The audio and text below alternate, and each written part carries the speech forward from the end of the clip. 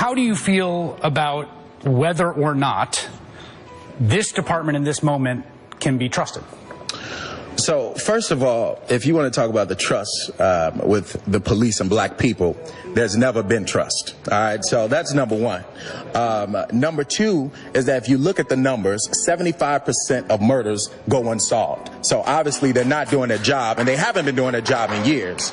But hopefully Superintendent Eddie Johnson can do something about the police culture. But if we're talking about violence, police isn't the answer. You could put 100,000 police officers on the street that will not reduce violence in the city of Chicago, because police are only there to react. They're only there to react. You have to put money into prevention. And right now, nobody has really said it, but his name is Rahm Emanuel. And this mayor that we have in the city of Chicago does not care about black people. And I'm going to put that on the record. When you can invest $100 million into DePaul basketball arena when they can practice at the United Center for free, and $16.4 million into Uptown to build upscale apartments, when you can build these new bus stops we got now downtown, but walk in our neighborhoods and not a million is coming. When we walking past boarded up schools, boarded up houses, they knock it down with red X's with no plan to redevelop. Mental health facilities shut down. The unemployment rate is the highest in Chicago than it is around the country. When you want to talk about violence, you got to talk about the economics,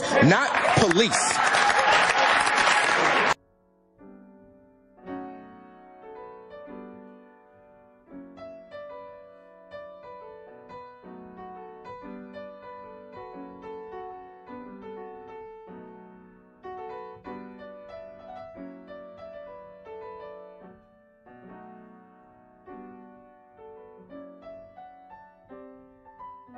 Hey, one goal, one thing, one move, and that shit don't change. It's real niggas do real fucking things. Real niggas do. Ay, there's only one goal, one thing, one move, and that shit don't change. And it's real niggas do real fucking things. Real niggas do real fucking things. I don't never hate on niggas who steal from like corporations and businesses that are rich millionaire. You know what I mean? I get why you hungry and that nigga got it. I don't got it. Motherfuckers that got it, like people got insurance. When I hear any of those big businesses getting got, I don't never like bad. Somebody nigga that's catching the bus with you. Well, when you talking about niggas going in their neighbor's house and shit, you hear me? You know, running up on a nigga that they see, this nigga just got off the bus. Why is you fucking with him? You know what I mean? It's like, what buddy do you think he has? Right. It's ill, dog, to me. I don't feel like. What do you think that nigga, dog? I used to tell niggas all the time, dog. I told that to a nigga that came, he stole a bicycle. I was trying to sell that shit at the bus stop. I said, say, bro, who here is out there about to give you $50 at the bus stop for this bike? What market?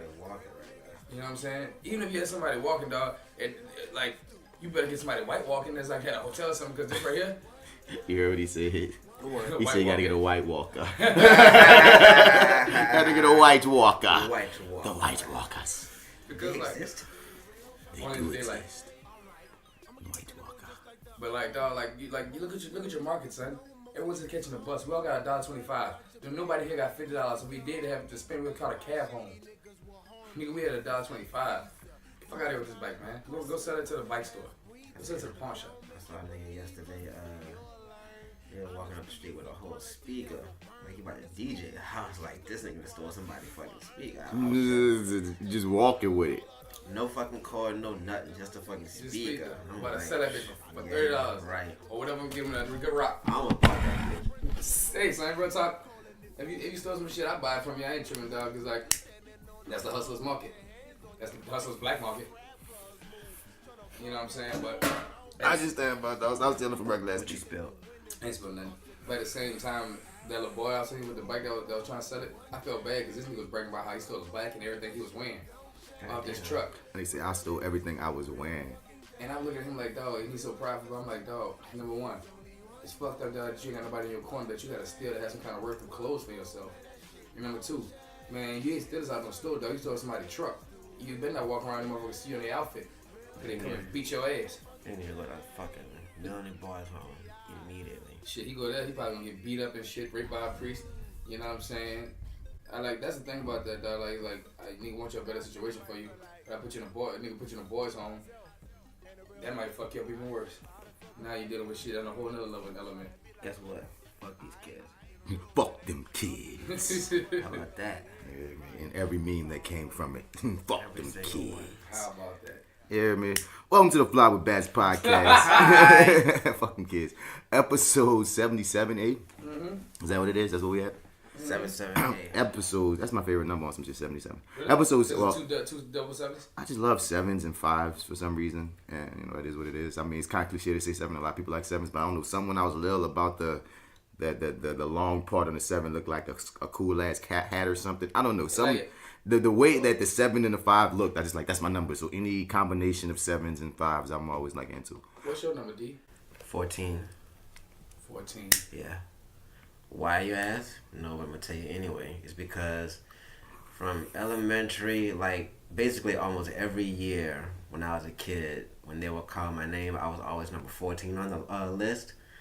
And I just grew to like the number because it was just always my number for some weird Number 14, reason. Devin I was McCall. 14, yeah. Middle school, number 14, Devin McCall. That's Graduated present. high school, number 14, Devin McCall.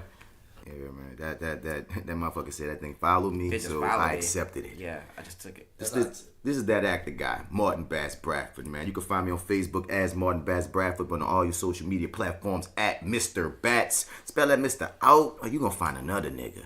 And as usual, I'm here with my brothers. Greetings, salutations, what's up and what's good? It's your boy D-Mac, and you can catch me on Instagram at FrenchBread.kid, where you won't find fuck all. Go to that Instagram, you're gonna find fuck all. Fuck all. But if you go to my other Instagram at YourDig504, you will catch everything, including my fresh clothing line. So make sure you get some of that. You dig? Whoa, live from Planet Rock. And it's Passe Wine, it's your boy AlphaJo, fresh out of the gumbo, still deep in the rule. And if you're out in the streets and you're looking for me, you can find me on IG, AlphaJo No E, 504, 77 side 8, bitch. And my favorite number is 3. It's even tatted on me. Yeah, we already know, but that's for the people. Yeah, for the listeners, It's wow. tatted on you, like, you know what I'm saying? And we know, we've seen the tat. Oh, we know, Joe. we know 3 is your number, man. We got it. Every for y'all listening to everything like D, it followed me. You know what I'm saying? For the brothers, it was me and my 2 brothers. It was 3 of us. For the hood we lived in was the third wall. I don't give a fuck what nobody say on this podcast. Well, you ain't from the 3rd, but it's Whatever. fine. Talking to say. That's not what the map said.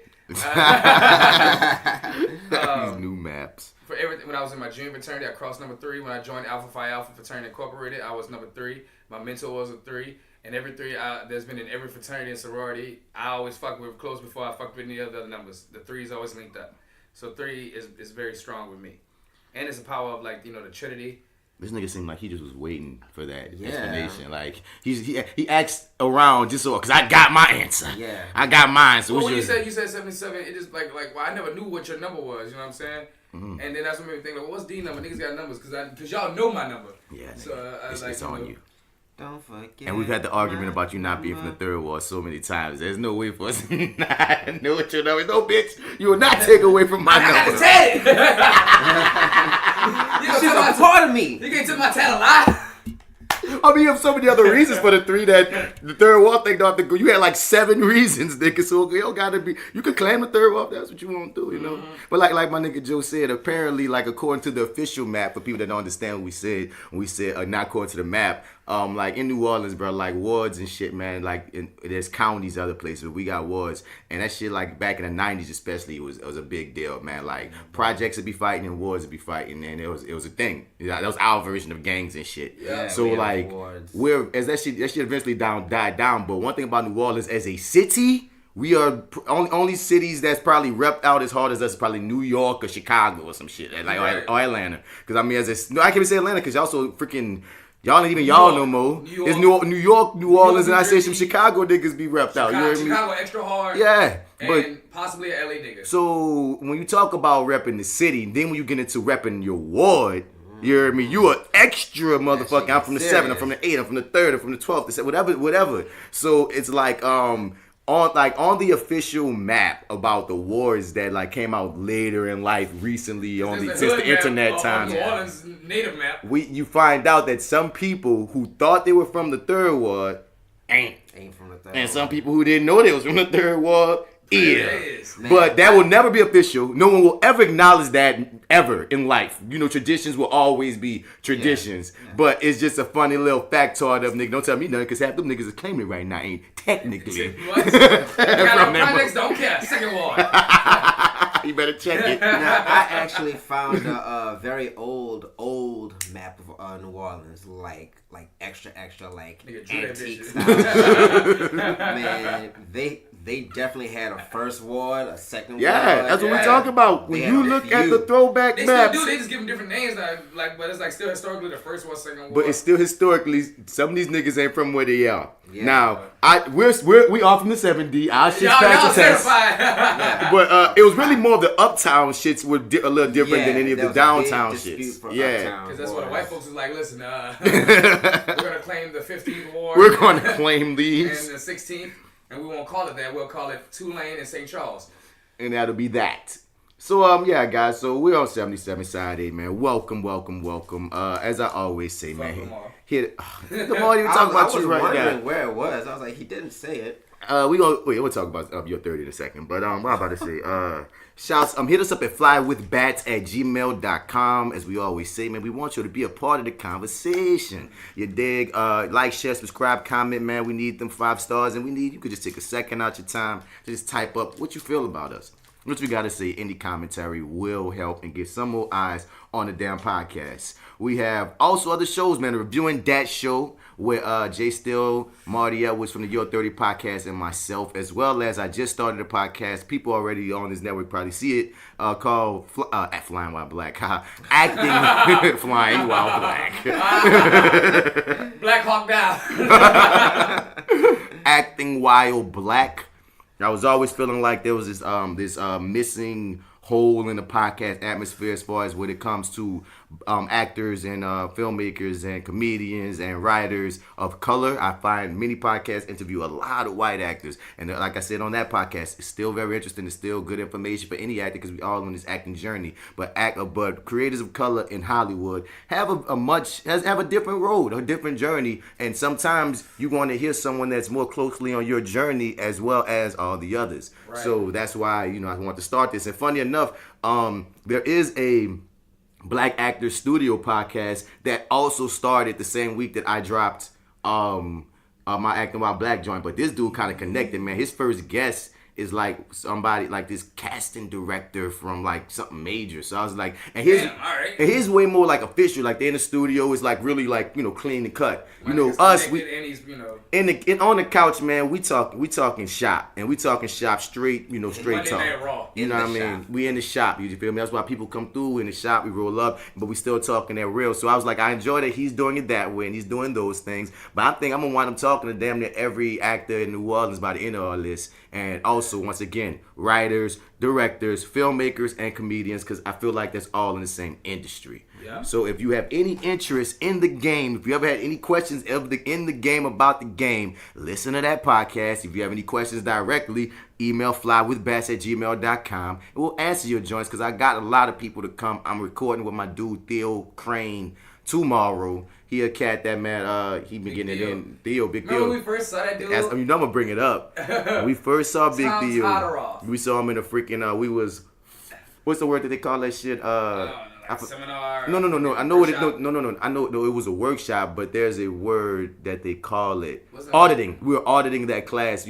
That's when you're watching to see what goes on in it. And that's when we first saw Big Theo. He was like, he was part of people in the class, and he was just like he's still learning. He was still in his learning stages. That boy did the Ice Cube monologue from Boys in the Hood. Yeah, he did. Yeah. I never forget that. I was like, my son put out the Ice Cube. I'm gonna remind him of that tomorrow when we talk. And, but since then, man, that dude done been in so much shit. Walking Dead, Underground. So they said he went out like a real nigga in Underground. Bruh, like my boy was a gangster in Underground. And he's such a good person, such cool people. Just like my last guest, Jared Mitchell, man. We got another one that's he big as a fucking house, but a fucking sweetheart, man. So I can't wait to get him down, because I was gonna go with a woman next. I was trying to go male, female, but my dude hit me up. He was like, I'm in town, and he an LA actor right now. So you in town right now? Let's give my listeners the LA perspective of what it's like. I think it might be in Atlanta now. I gotta see, but whatever. He left Louisiana, he went to other markets, and I think that's a nice perspective to pick the brain of. So, once again, acting while black. What you about to say something, nigga? Man, actually, I was thinking about,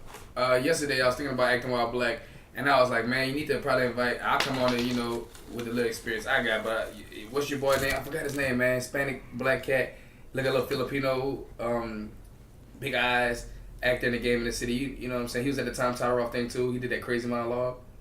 I don't remember. Oh, man, he just shared one of your videos, man. You gave him some props. I forgot his name. My nigga Michael Scott? Yeah.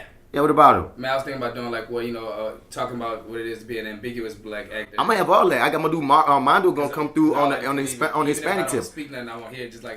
Oh no. People, that's why I keep saying people of color in the industry. It's called acting while black, but like my dude Armando Leduc, who gets it in heavily.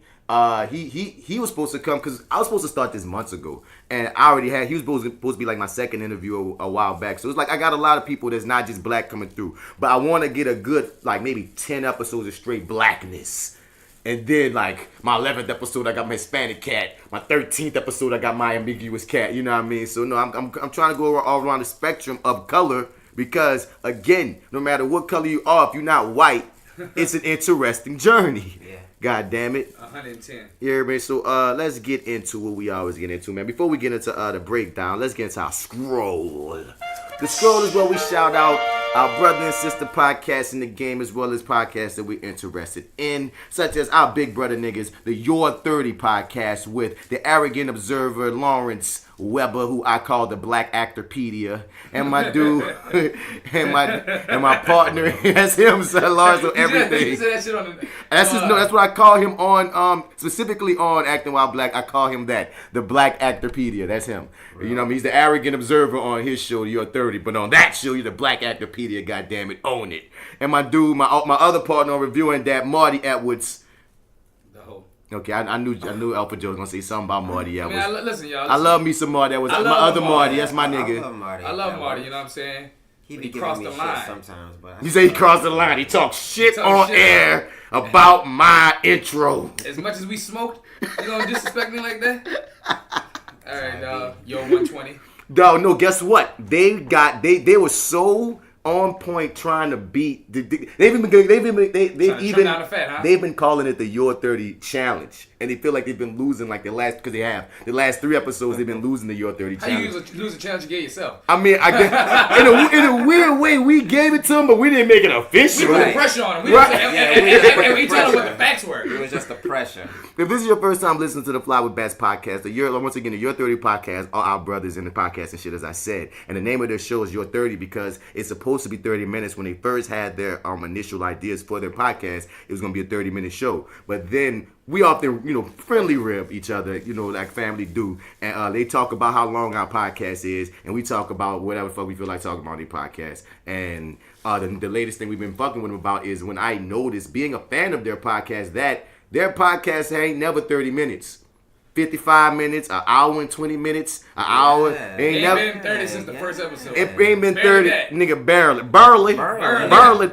Right. They're the Bird 30 podcast, dog. So it's like, so since then, like Marty in particular, because he runs the engineering over there, was like, no, nigga, we gonna get a 30-minute podcast in. So he be editing, racking his brain up at the editing table, like fuck. Now he take his lick. 38 minutes. He take his lick on air if they went past. That's what's funny. At the top of these past few podcasts, we've been trying to beat the challenge. He'd be like, okay, man, we're trying to stay on task today. FlyWithBats been talking shit. And we going like they've been very clear about it. And then if a tangent happens and he sees legitimately that it's going past, he'll say it on air. Fuck, we didn't. You might as well keep talking. We didn't make it. Hey, listen, accept it, Marty. We accepted the Gettysburg Address that we give. So you accept that you fucking got 120 minutes of nonstop. You just gotta accept that y'all don't live up to your name. Yeah, just face it. Oh, damn, that's fucked up to say. Like it's the Your 30. It is really 120. Well, it was 60, whatever. You look greater than your name. It's like you don't live up to your name, nigga. I don't mean like that. I love them. But this past podcast was 36 minutes. Proud.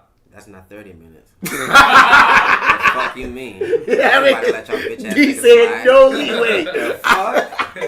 Last time I checked, 30 was the fucking 30, and 36 was 36. 36 minus 30 is 6, nigga. If a nigga owe you $36, and he come with $30. What the fuck is happening? No round. I'm straight on you. Follow me at Dig504 on Instagram.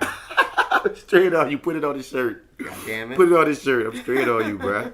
But yeah, so well, I tipped your hat that y'all made it to 36 minutes on that episode, and I told Marty on our last episode of reviewing that I don't like the short podcasts because, like, once again, like, I listen to podcasts when I'm trying to kill enormous amounts of time.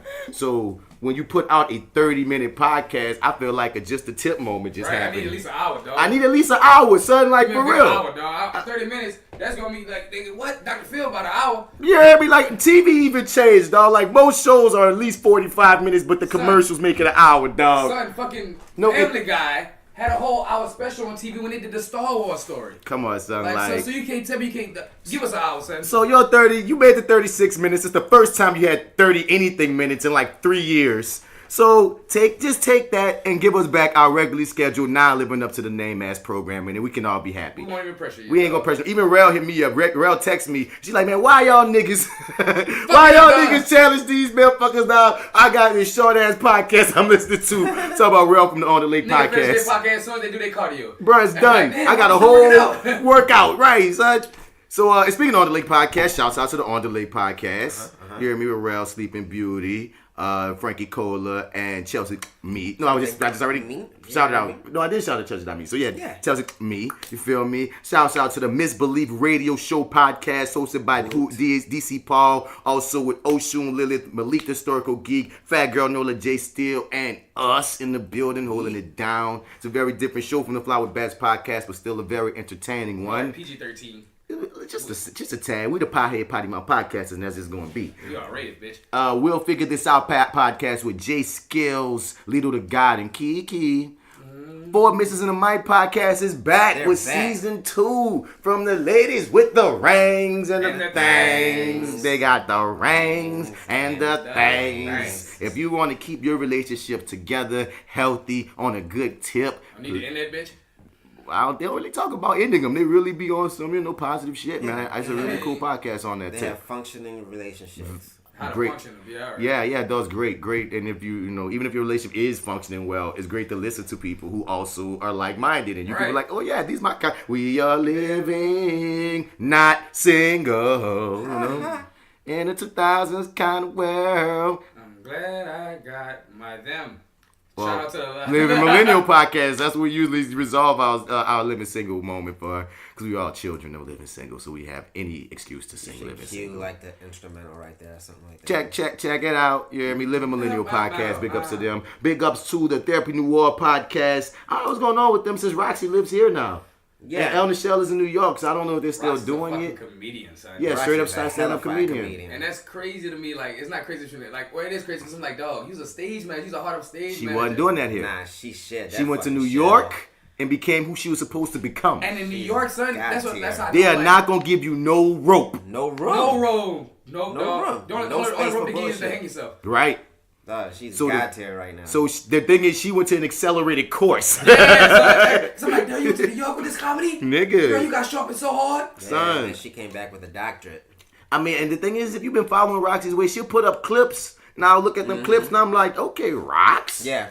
Big Rox, dog. Roxy has always been seeing her live, though, son. I gotta catch her live the next time she does something. She gotta let me know. We gotta bring her on the show. Definitely. Like, she really controls the crowd, son. Like, she really be, like, riding that fucking But that's wave, her theater side.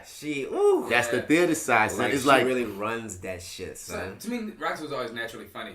She was. I've been knowing Roxy since middle school. Since we was at McMahon, she went to 3-5. I've been knowing that girl. She has always been just a kicks-ass person. But to be like, in the way the way you talked about her on your thing, on your Facebook, how like she was God tier, I was like, dog, and it clicked at me. You went to New York. You was out there. You survived. Yeah, and on top of the comedy aspect, and that only probably added more to your comedy, having to survive in New York, coming from New Orleans. That gives you some edge, and that gives you just like you did that, baby. I'm proud of you. There's a few dojos, dog. There's the Swamp Dojo, the Ice Cold Dojo, And it's always Sunny Crazy Dojo. Yeah, man. And she went to the Ice Cold Dojo over there in the East, dog. And the thing is, far we know, she could have been, because, you know, some people be secretly having little talents. They just nobody knew. Right. You know, I mean, she could have been secretly been writing jokes for all the fuck we knew. You know what I mean? But then went there and was able to spread her freaking wings out without any judgment or having any anxiety about someone seeing her that she knows. Right. Like I'm not saying that's what I know. It just seems that. But you know personally, what I mean? we know we can say that going somewhere where if you bomb and niggas don't know you, it's a lot easier to handle Hell yeah. going where faces will be like remembered by you. Especially this little city. Yeah. Everybody go everywhere and know everybody. I don't need my Love 3000 fans talking about me in this city. You hear me? Sugar Sass and Sarcasm podcast with Kanye and her sisters. Ow. They just had a recent podcast up and some shit, so they still keeping it going. Okay. 50420 podcast with Ezekiel and Sam the Magic Man. Fuck What You Heard podcast, Metal Hand of God podcast, No Dope on Sundays podcast, and the Home Video Hustle. I'm like, me and these niggas have never met, but dog, like, I fucks with them. They fucks with me too, dog. They be reposting our shit on Twitter. Cool. You hear me? Like, it's just cool. Yeah, you still be fucking with Twitter, huh? I mean, not. I know Twitter ain't never died, but I know I died with it. Twitter. No, my thing is, I'm trying to get back into Twitter because Twitter is really where it's the first medium. It's the medium right now. Like, we be on Facebook heavy and IG heavy, but really the one that, especially the entertainment industry, everything popped first on Twitter. But see, I was on Twitter before everything started popping, so that was my vibe. And then that's why I wasn't even on Facebook. And then I got back into Facebook and fell off Twitter. Now it's hard to get back in that vibe and that swing, because I'm used to just hopping on Facebook saying what I gotta say, getting off, and I got my thing going there. List on shit you can put on Facebook, 140 characters. I mean, no, Twitter is more than 140 now. It went a little bigger, and like it's just about it's almost like you gotta choose what you feel like telling your Facebook audience and what you feel like telling your Twitter audience. And it's when you're already doing a lot of output on Instagram and Facebook, like I already do. When I get to Twitter, I'll be like, I ain't got nothing to say. I copy and paste this shit. Nigga, I do that every now and then, but I'm not going, that's lame to do all, to jump back and forth, and, you know what I mean? Everybody do all my things. But I mean, they like got those apps where like if you just type it in, it'll like post it to all your social media joints. That exists?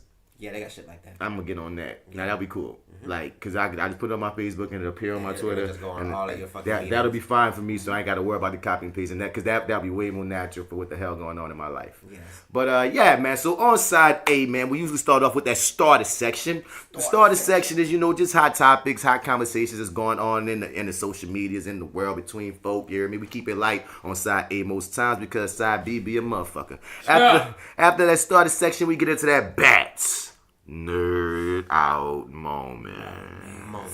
Well, my niggas let me nerd out for a bit and bring them into the nerddom kingdom, and then we all start nerding out. It's a big nerd orgy party, but it's not no nerd pussy. Orgy party. It's always awesome. I don't know. Now, you've been. Now, don't you can't get out. You've been. You've been to the nerd orgy party. You've been to the nerd orgy party. Do not try to back out. I thought there were agreements where it was a non-confidential, like. What happens at the nerd orgy party stays at the nerd orgy party. I'm sorry. It was discretion. I'm sorry, man. I never heard of that. At the Bats Nerd Out, boy, we get into Mastermind. Mastermind, you got something for us? We don't have something, but there are a couple of topics that we can kind of riff on. I can get you guys' opinion, see what y'all think. So you're going to be asking this shit. Yeah. Okay, Mastermind Mental. Yeah. After that Mastermind Mental, man, we get into that Joe Sports! Sports! Fuck yeah! They got some shit going on in these sports streets. Bruh, this shit is funny. So, I know you got things to talk about. Niggas in more rings than one. I knew it. So, after that, did we tell y'all to hit up side B, turn it on over, man. Where you could get that Into Fair Today, that Dose of Old America, that Hero Highlight, that No How Bitch, I Know You Lying. You hear me? But we not on side B right now. We finally, about to get into that side A action. So, let's get to that start of music, man. No more than my twice. Lying about how much you had made, rumors and shit that you handmade. Would you buy this if I sold that? Hey, what the hell is my soul at? The American need for American green is America's greed. That's the American dream. Black America too busy chasing white American dreams. But we sleep, so let's everybody eat and repeat. Work, where the fuck the cheese? Where the mozzarella at? Tell me where it be. So, R.Kelly out of jail after going to jail. Like, in between the time that didn't podcast. He went to jail. It was like a momentous occasion. 10 charges of sexual abuse accounts and all this thing. They're like, damn, because they got Jussie. No bail? Nigga, no bail. Right. And then I look up, like right before we start this podcast recording, as a matter of fact.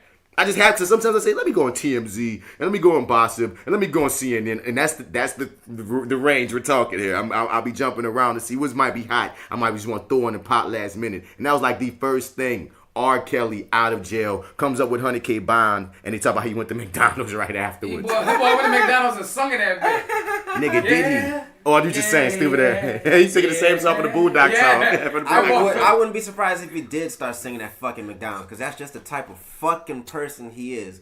But I'm gonna throw this out here. No, wait, hold up. And I'm gonna throw this out here too. And also, there was a talk of his fans set up a GoFundMe to help him get bond. Now I want to throw that all to you guys. Bruh. Yeah. Okay, first of all, as far as the fucking fans, dog, I feel like I said this either on the last podcast we talked about this shit, that no matter what happens, there are still gonna be motherfuckers out there that's gonna prop this dude up like no fucking matter what. Yep. So these deranged people that are like trying to like put up his fucking money, like, that doesn't even shock me. It's absurd, but I mean, I feel like I called that shit a couple of weeks ago. Second of all, $100,000 bail, he got that shit. He got at least that. Like, that's not gonna keep him behind fucking bars. Apparently, he was saying, it's been said for a minute, he ain't got no money. But I No, think he got 100K. He got to bail out of jail. No, he probably got 100K, period. He got 100K. Man, what's his net worth right now? 100K. That nigga never had 100K. I feel Son, like them niggas be burying money and all types of. He might have, but he ain't got money. Got money, dog. He ain't got money like he should. I'm saying he don't got the money he should have. Like with all that he's done in the game, he ain't got money. I feel like you can't estimated really know 1 million. For Yeah, certain. so 100K is a loss to him, but to get bailed out of jail. His lawyers came out. Take that loss. His lawyers came out was like he ain't had the fucking money, dog, and that's where a lot of it came from too. Because dog, he been shut out of touring. That R.Kelly movement has been real. Like it's really like affected his situation. You know what I mean? And like, what we saying here? I mean, either fucking way it goes, he got at least that to spend. Like that wasn't gonna hold him. Like that wasn't gonna hold him. But didn't y'all say no bail at first? Yeah, that's the other fucking thing. Like I really wanted to see like what the story was about the no bail shit, because that's what we talked about last time. That it was this no bail warrant shit that's going on. But they saying R. Kelly a free man. Kelly's 100K bond, 10% of his $1 million bond, was finally posted on Monday after he appeared in court and entered a not guilty plea to all 10 counts. That nigga said, didn't you say he was going to say that shit? I didn't do it. I didn't fucking I didn't do it. And I admit it, I didn't do it. Dog, as he walked out of jail wearing his blue down coat, did they say blue down? They say blue down coat, yeah, okay? blue down. Kelly was swarmed by photogs, etc. There's also going to be a number of protesters yelling at Kelly, calling him a pedophile about time, and asking how he feel if someone urinated on his daughter. That's a mean question. Piss on your little girl, how you feel about that, nigga? I'm gonna piss on your little bitch ass daughter, nigga. Like, oh shit. Fucking make it rain on your little girl, nigga. Yeah, man.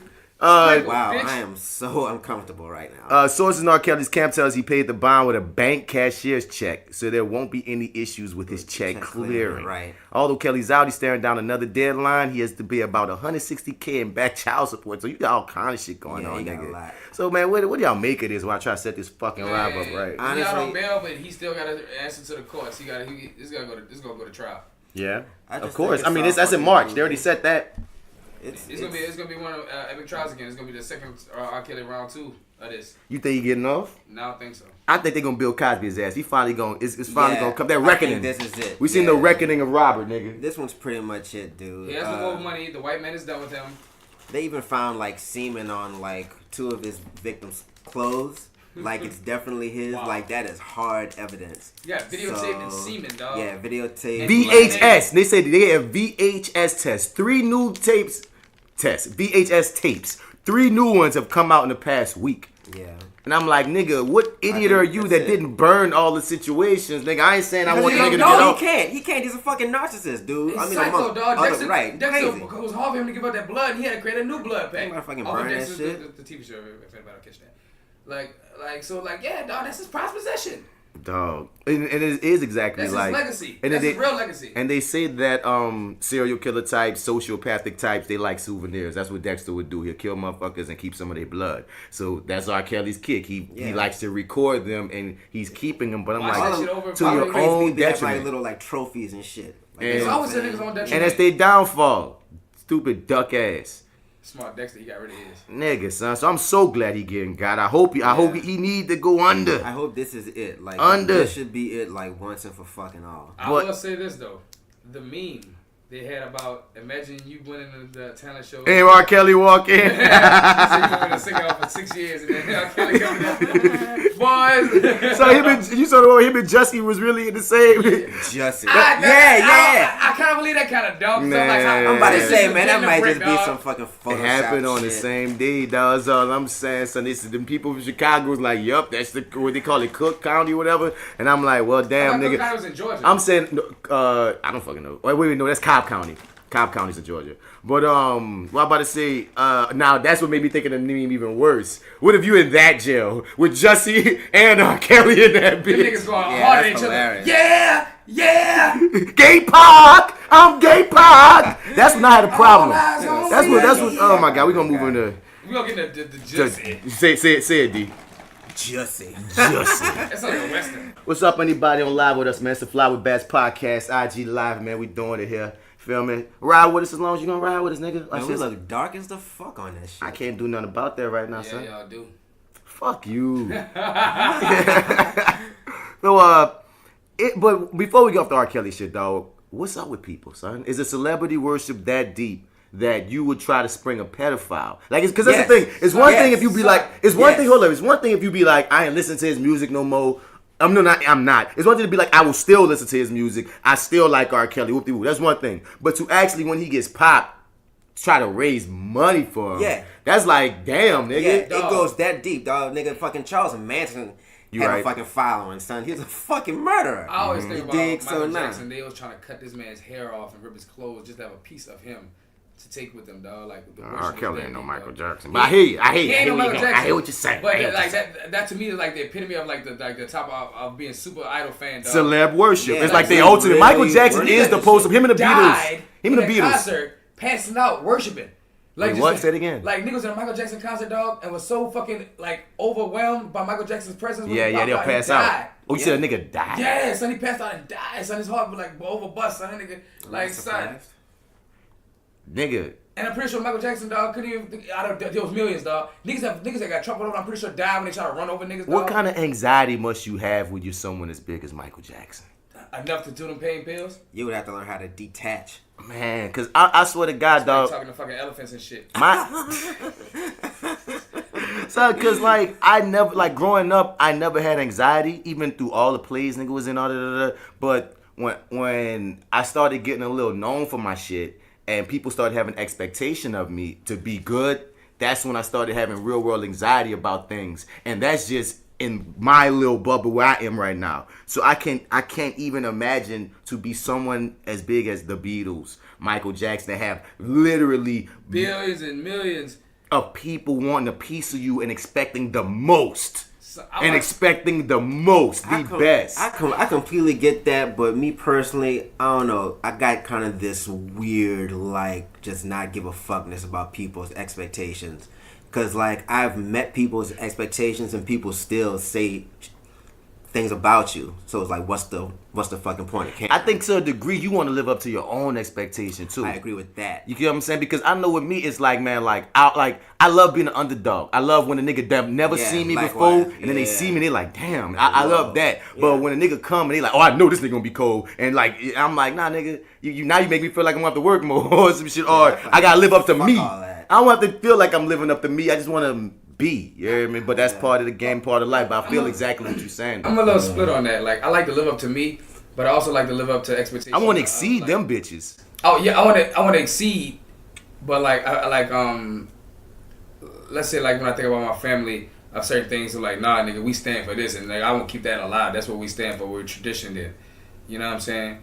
So it's like some things I want to like expectation for me, but some things I feel like an expectation of my family, because like we have a tradition of keeping that shit real, keeping that shit strong, or do we have a tradition of not doing this and not doing that? What y'all talking That's about? how we made. You know what I'm saying? Man, no.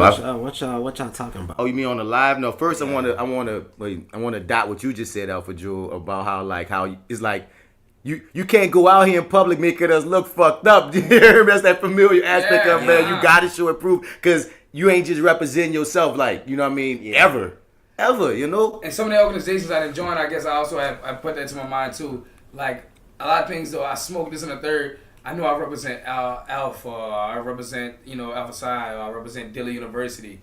Like, and I think that comes with just meeting your own expectations. That you got other things that you start to represent now because, like, it's some of the things that help you create your own expectations. Right. It's all that building block, man. And once again, because, like, we're going to get to the Oscars and Best NerdOut moment, but, like, when the girl said, New Orleans, you heard me, I felt that. Dog. Because that, like, where you from make you. Dog. That you cannot fully dissociate yourself from that shit. But as far So as no the matter truth, how much Roxy went to New York, that gumbo was with her. I mean, that gumbo help It helped her, there was yeah. flavor. That flavor ain't go away. And guess You what? heard The me? Ice Cold needed that gumbo.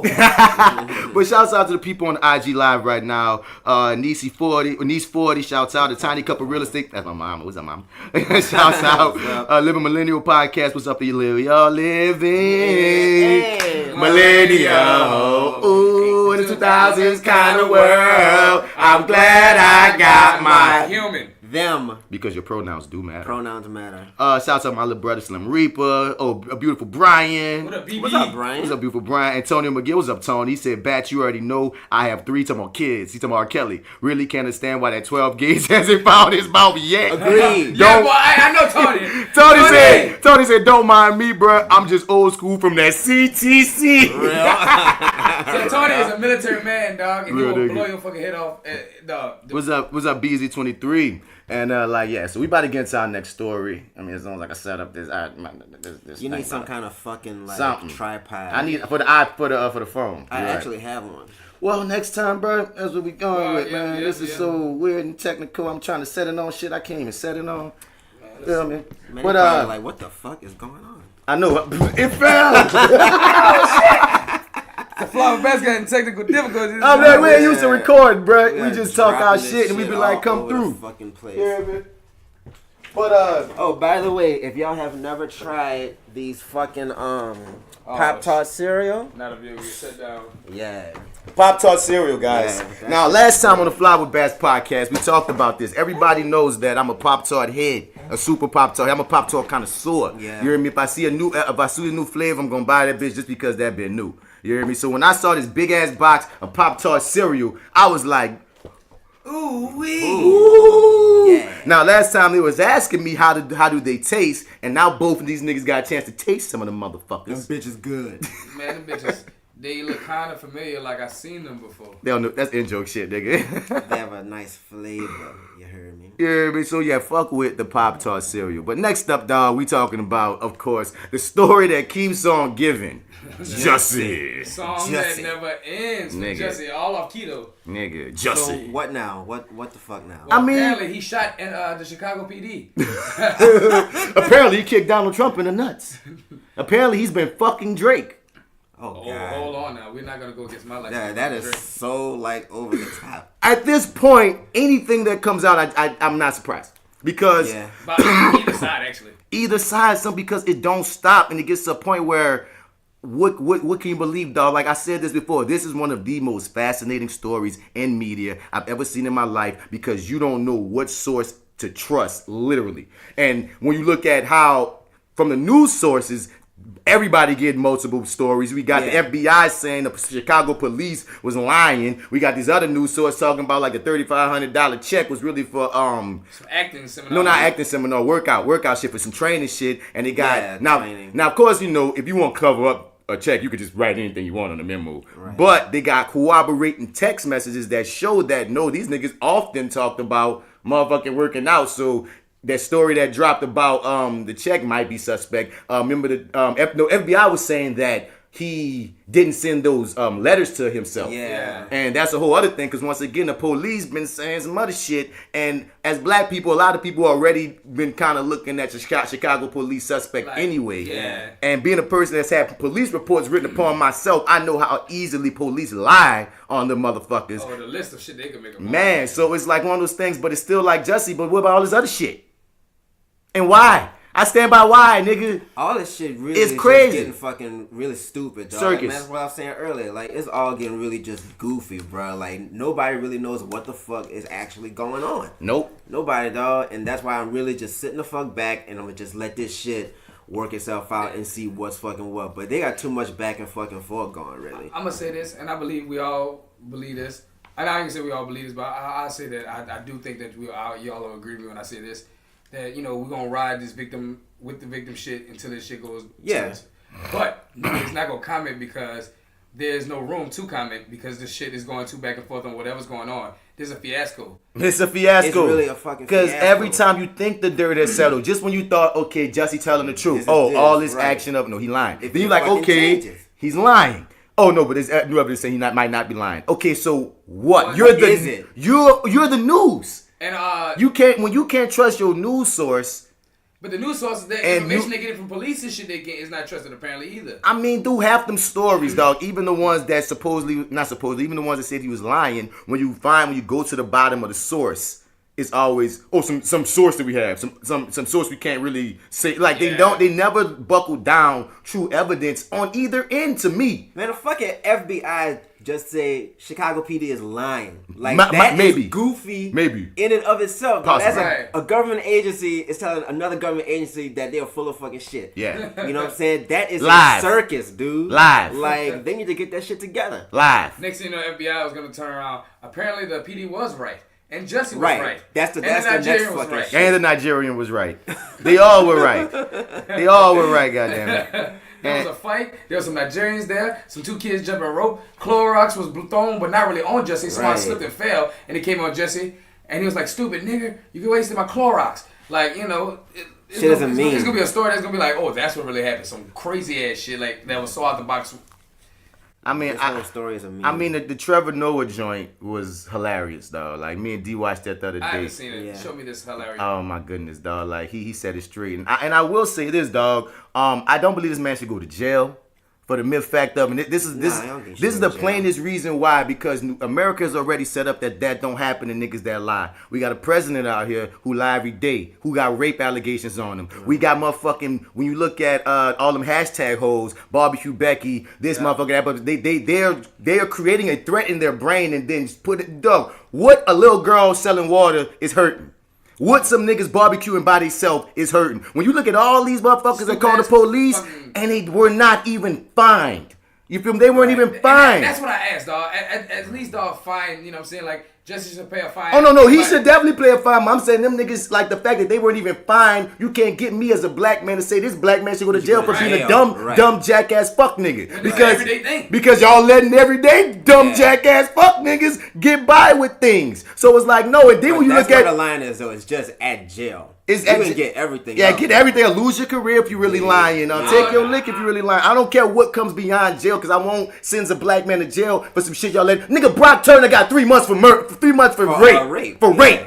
And he was only one of dozens of little white boys they let out for rape in the same year. So you're not about to lay back and let me see a nigga who beat himself up, and say this nigga need to go to jail for whooping his own ass with the help of Nigerians who, honestly, them big niggas could have really fucked you up. So I really feel like you beat yourself up. Right. You hear me? Nah, nigga, not versus rapists and a fucked up president and all these other things that y'all don't give a damn about. Miss me with it. But the Trevor Noah joint, man.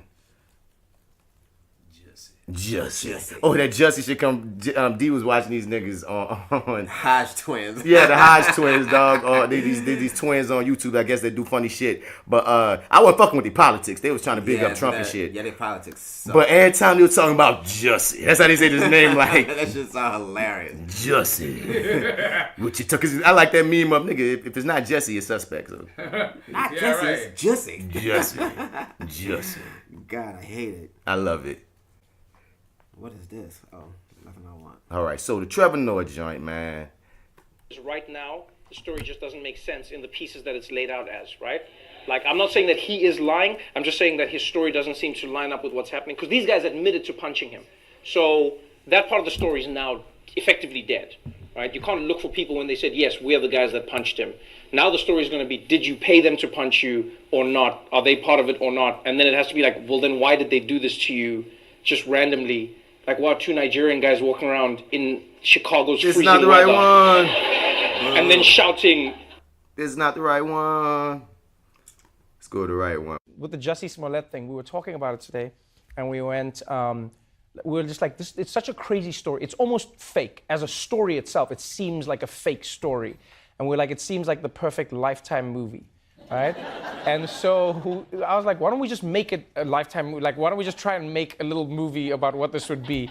And we're like, we don't have time. We're like, well, it doesn't matter. It's Lifetime. It doesn't need to look good. Just make the thing. So I literally think they just got finished, like, what, how long ago? 10 minutes ago, Spee?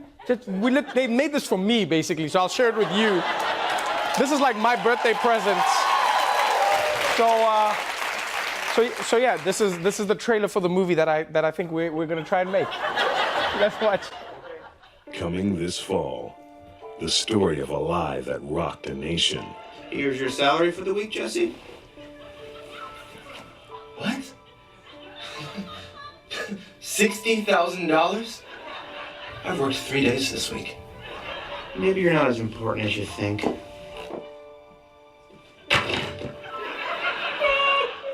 It's not enough. It's just not enough. His poverty drove him to crime. I'm so important on this show, I'm getting death threats. I'm gonna kill you. Wow, this is shocking. You're actually getting fan mail. So cool. They didn't take him seriously enough. They don't take me seriously enough. So he came up with a plan that would change his life forever. What is wrong, Jussie? I'm sorry, Nigerian trainer. Can't concentrate. I sent myself a death threat letter at work. Nobody cared. Why would no one care? You are famous and gay. What if that letter was real and a Trump supporter beat you up in the street because you were famous and gay? I don't know what to do. I need to find a MAGA Trump supporter and get him to beat me up in the streets. And then I'll make more money. But you see, where would you find Trump supporters willing to participate in this risky scheme? I'm looking at him right now. I'm talking about you guys! And so the plot was hatched. I have a hat and a noose so that everyone knows I am a racist. Good job, good job. You got And I brought the bleach. bleach. What? I am so racist that I want to turn black people white. Critics are calling it the performance of the year. I love eating sandwiches at 2 a.m. Hey, aren't you that actor that is underpaid on the show Empire, who is very famous and gay? Yes, I am.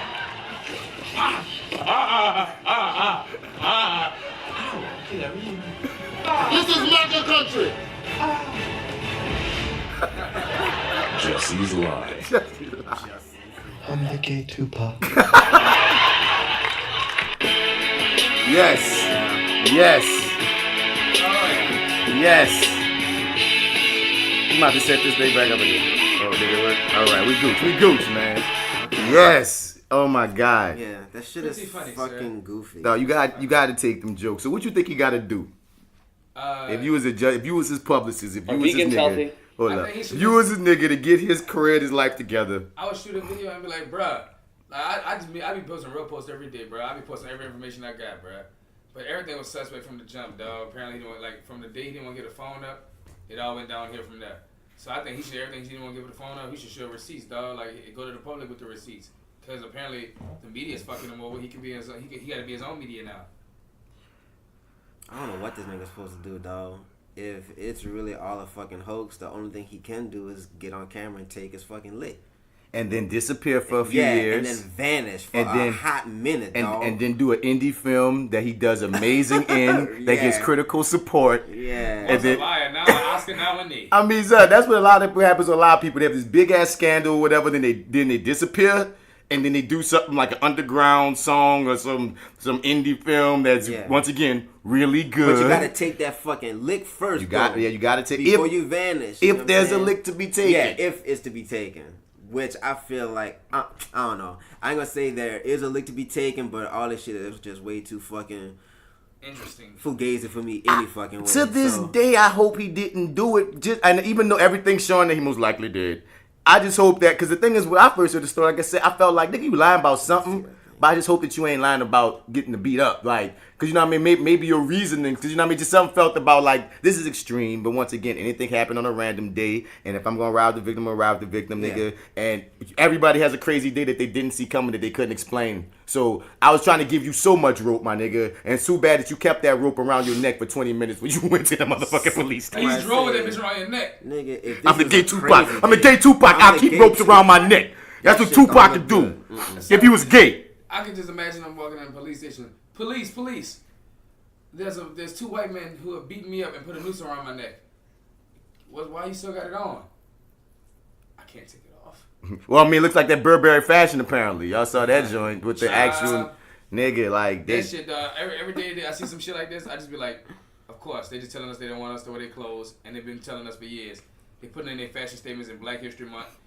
You know what I'm saying? I don't like none of that fucking shit any fucking way. That's what I feel. That's why I don't really care. But and one time I did, like, so I had dreams of like going to shops and shopping in Gucci and talking to the like owners and the costume designers. I wanted that. I wanted to get to that experience. Now I don't want to meet them fuck niggas, dog.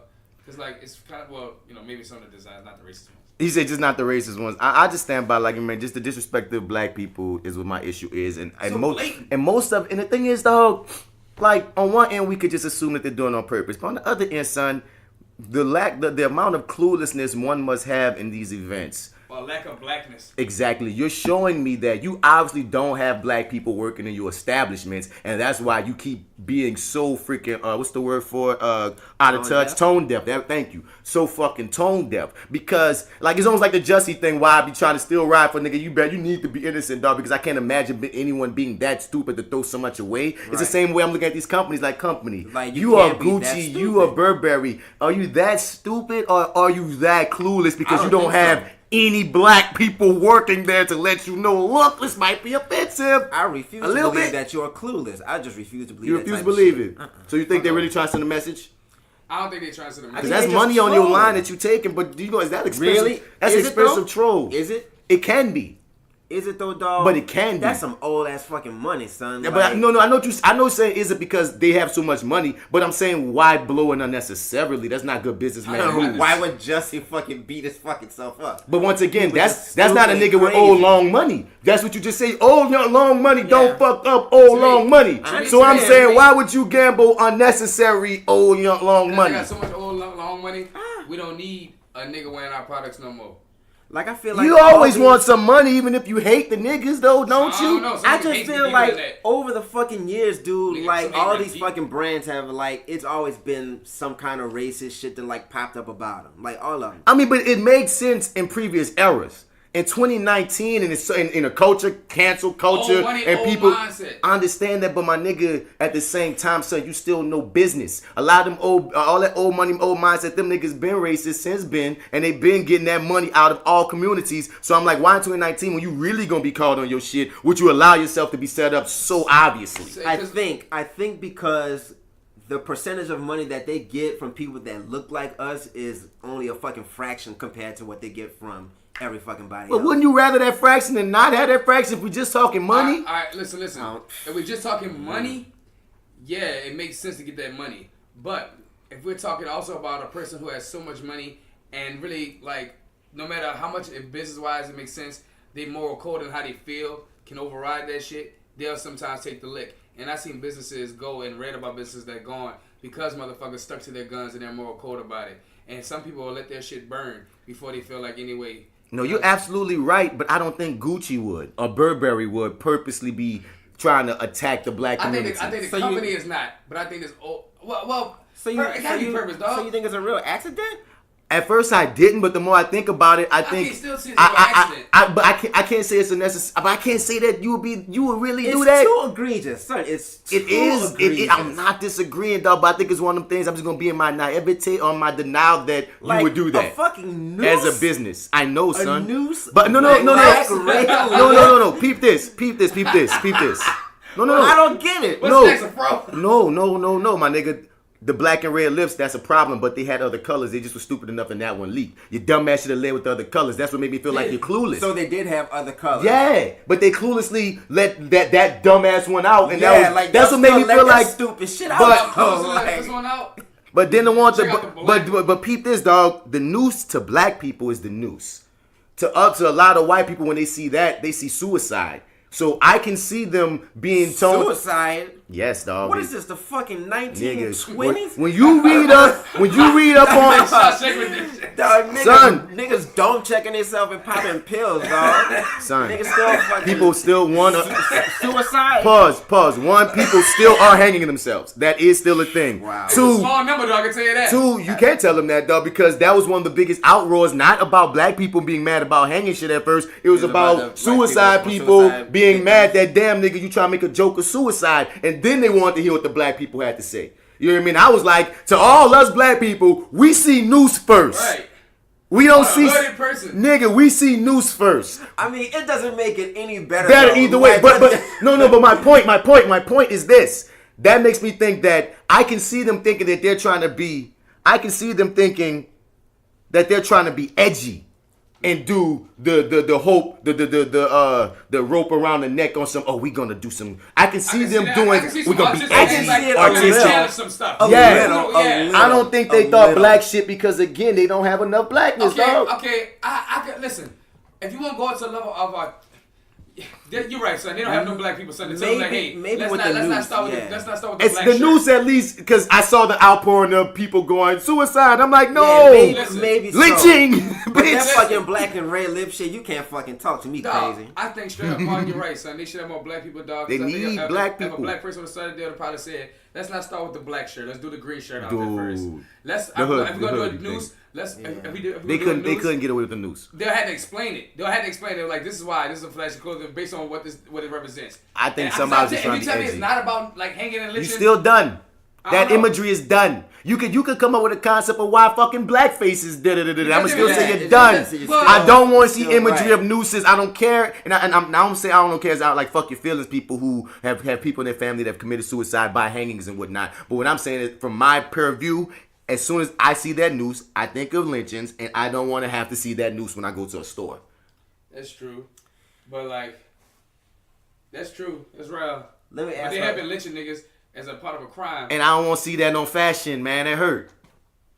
Because niggas is still getting lynched out here. So, they keep finding these ropes in different spots. If they're not even doing the lynching, they're finding ropes that's a threat. Symbolism of black folks in the dude, nigga, no. And blackface will always be the physical incarnation of calling me a nigga. I don't want none of that. So no ropes. What you about to say, son? You say you about to ask me a question. No, never mind. So no ropes. Yeah, but I mean, like what do you say on the artist tip? Like they're trying to talk about suicide and hanging. You it's not about it's intent versus impact, and you can have all the greatest intentions, but the way that's gonna impact, you need more people to get in. You need more people to have a decision on clearing this. Should you stop supporting Gucci and Burberry? I don't fucking support them now anyway. It's like I'm about to say, my bank account been not fucking right, nigga. That's the easiest boycott. That's why I say when T.I. made that long ass video, I can say as a black person, I feel where you coming from, but as a broke person, I don't give a goddamn what you talking about. I know what the stores I go into for clothes. They ain't selling Burberry and Gucci. Wear more fucking your dig brand. That's what you need to be wearing. Wear more fucking your dig brand. Anyway. And shouts out to Oshun, our girl from the Miss Believe radio show.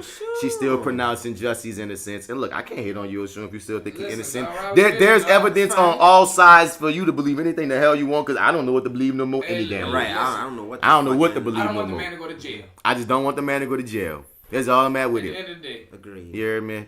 And his character got cut from the last 2 episodes of Empire. And I'm like, son, why would you? It's so funny because on Empire this season's like, they had the whole mystery of one of the close family members was going to die. And everyone knows if you follow the show, and of course a lot of people not watching that show no more, but if you follow the show, it was pretty obvious that it was going to probably be Andre, because Akeem and Jussie Smollett's character had things happening with their characters that, nah, you're not going to kill them. They're in the midst of some shit. But you going to fuck up things when we still don't know who in the coffin.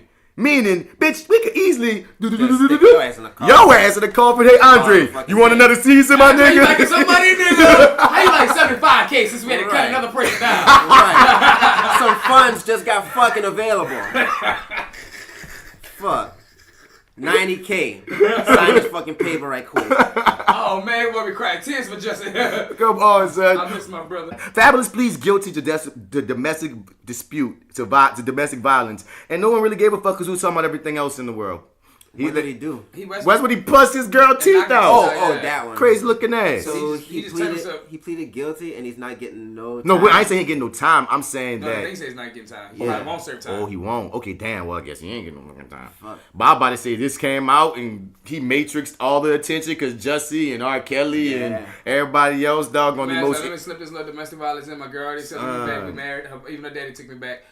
All right. He will be sentenced to pretrial intervention, which will be a series of domestic violence prevention workshops that will last 6 months to a year. You punched this girl teeth out, son. Like, he's basically getting a slap on the fucking wrist. Exactly. And like real domestic, like the one not like motherfuckers beating on each other, but when you like straight up abusive, this person is beating on this woman or this woman is beating on this man, motherfuckers is literally going to hospitals and things, dog. You need to hit more than community damn service and goddamn workshops, dog. That bothers me, son, like heavily. That nigga Fabulous said blame the dentist. Oh. Should have told you some weak teeth. Oh my god. That's metal. That is fucking metal. Oh god. Oh god. Fabulous though, dog. He beats up a fuck him, dog. Like, I mean, he ain't been relevant in a minute anyway. Nah, he been in the scene. He been taking pictures. He be more on the scene. He been taking pictures. He's so fucking relevant. Musically, nigga. I mean, people still got mixtape and old school respect for Fab because everybody know he a spitter, but he ain't had no hits. No, you know what I mean? We ain't seen a Fabulous hit. Let's not do this. I know he gonna say it. Say it. We're not doing it. Only hit he had. I can't do it. Garbage tier right now. Oh sorry, god. Nigga had a hit since when? Oh, since your girl had that sock it to me cake. Oh god. You didn't hear him setting that up. That's why I laughed at him early. I was like, son. That sock it to me cake. I like sock it to me cake. That shit good. His girl didn't think so.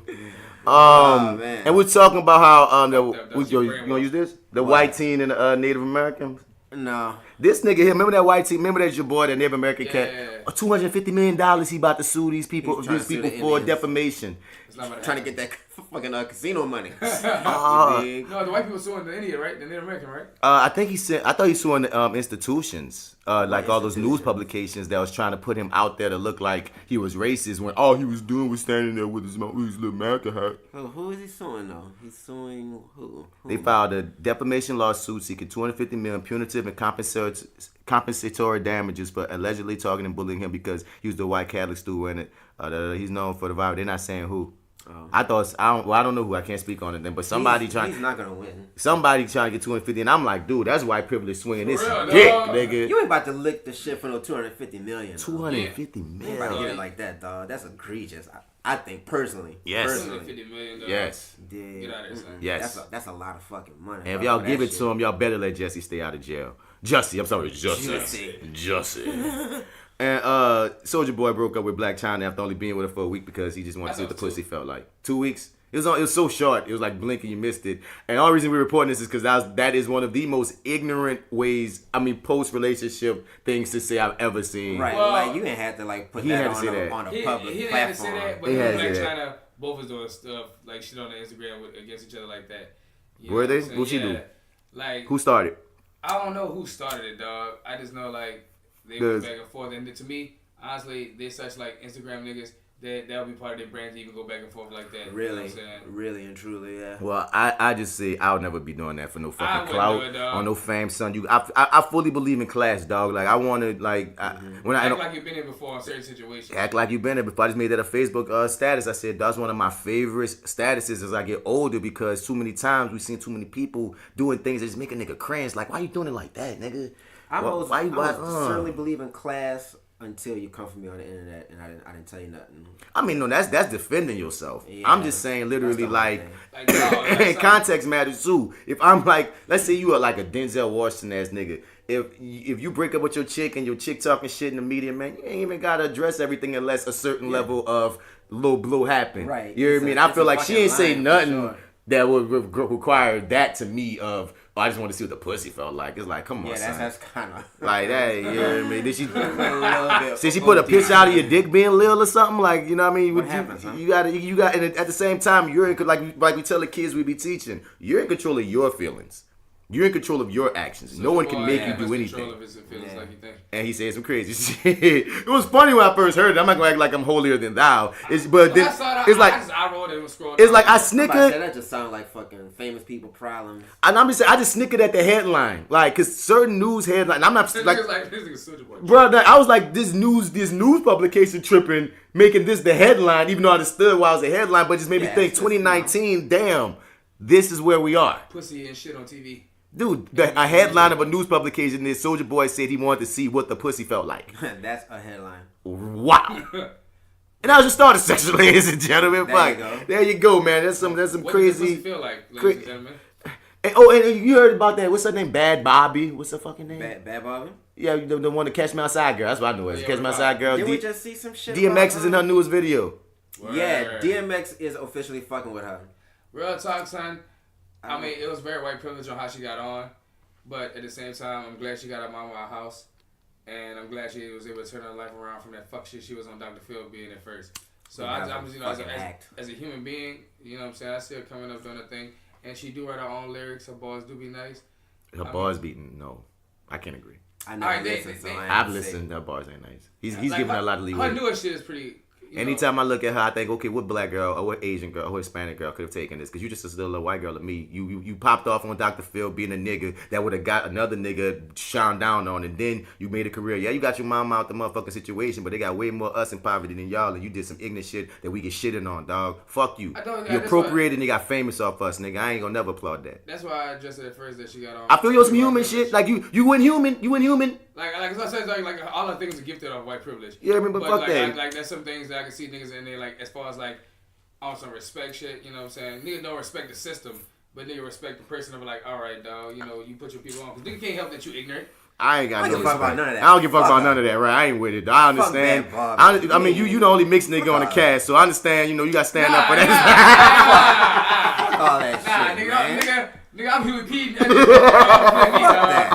You know what I'm saying? I'm just looking at it from a person's point. No. My nigga, I'm proud of you for looking at the bigger picture and trying to see the other side. I feel that, but I can't feel you. You know what I mean? No, I don't feel it. I don't feel the fact that anything about how. No. Fuck bad Bobby. Fuck a little white girl being a nigga getting multi-millions, dog. And we got black girls out here starving that's way more talented, nigga. I can't get with it. If I say her, I'm a jacker for what the fuck she got in her purse. And that's how we're going in the starter section. People, let's get into what you got in that purse, bad Bobby. Let's get into. I'm gonna catch you outside, all right. Right. I'm gonna catch you. You playing these games. You hear me? Shit. Asking you shall receive. You said Candyman name 5 times and you shall come. God damn it. God damn it. But anyway, let's get into Bats Nerd Out Moment. Bats Nerd Out Moment. Bats Nerd Out.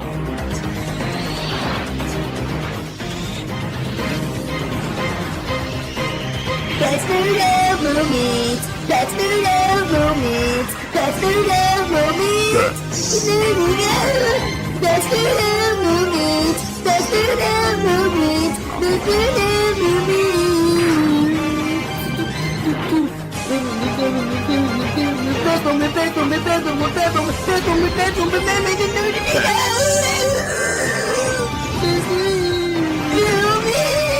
Yeah, man. First up on Bats NerdOut moments. First up, of course, Oscar So Black this year. My nigga. Yeah, very proud. My nigga, I laid up here, son, and watched the entire Oscars this year from the beginning to the end. I want to catch that shit. And when I say that was the most colored faces I've ever seen in my life. Black POCs for real. I mean, before we even get to the winners, I'm saying just the presenters. It's like they have a white person, they have like two black people, or a Hispanic person, or Asian person. Dude, it was like, you can, because a few years ago, after all the Oscar So Black controversy, they Oscar So White. I'm right, but they need Oscar So White controversy. They cleared house on who are the motherfuckers that's on the board, and they let in a bunch of black people and a bunch of Hispanic people, and a bunch of Asian people, and a bunch of women, and a bunch of gay people and stuff. So they made it more diverse. That's yeah, what you're I right. was There's gonna- already people there, but this is the first year that I see directly what that change meant. Yeah, that's what I was gonna mention too. So y'all think Oscars received the message finally? Apparently. Watching it live, yeah. From the nominations to the people that was around and like announcing it. I want to ask y'all how y'all felt about it not having a host. I think I say this online. It flowed better.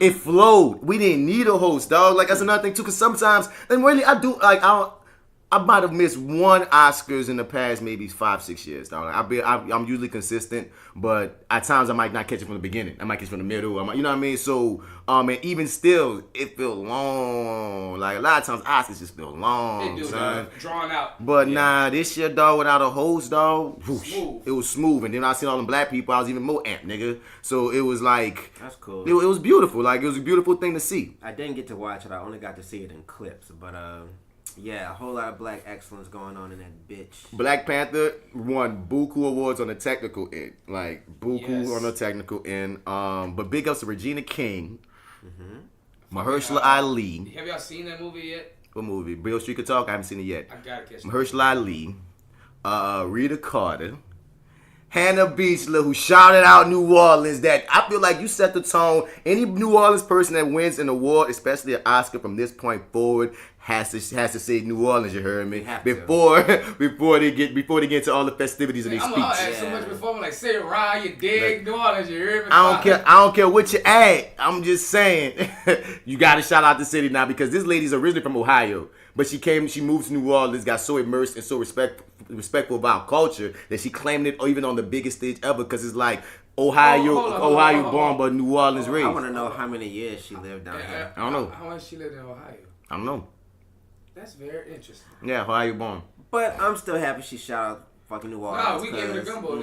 That's what she said. Like she got the gumbo from here. She got her first start from here. She got her inspirations from here. Yeah. So whether she's from here or not, even is not. I don't take it as she's saying I'm from New Orleans. She's saying no, New Orleans. You heard me? That's what put me here, man. Word. Big up to that city. Big up to that city, man. She lived in Ohio, but New Orleans is her home. You heard me? That happens, man. They say the home's where the heart is, ain't it? Okay, Mr. All right, Mr. fucking Hallmark card. Yeah, home's where the heart is. Y'all niggas, I was amped when Mahershala Ali won because when I first saw that movie, I was like, dog, this man needs to win something for this because this man destroyed that goddamn motherfucking role, dog. Like, I was like, Mahershala Ali, dude, like, you who I want to be in like 10 or 15 years. Somebody said that he should have, that he had equal role as the white boy and should have been nominated as best actor.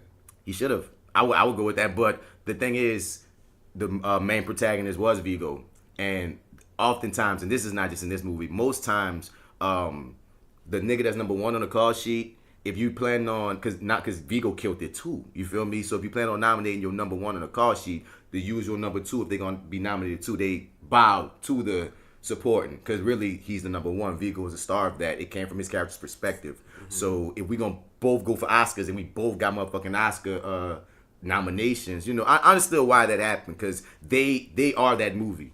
Like, they are what you remember about that movie. They are that movie. Now the controversy, of course, is still out there, dog. And picture? Yeah, because it won Best Picture. You said Shady looked at her Chadwick Boseman had. I didn't see it, no. Let me see if I can find it right there. It's just look. Because if it wasn't Spike, a fucking Black Panther.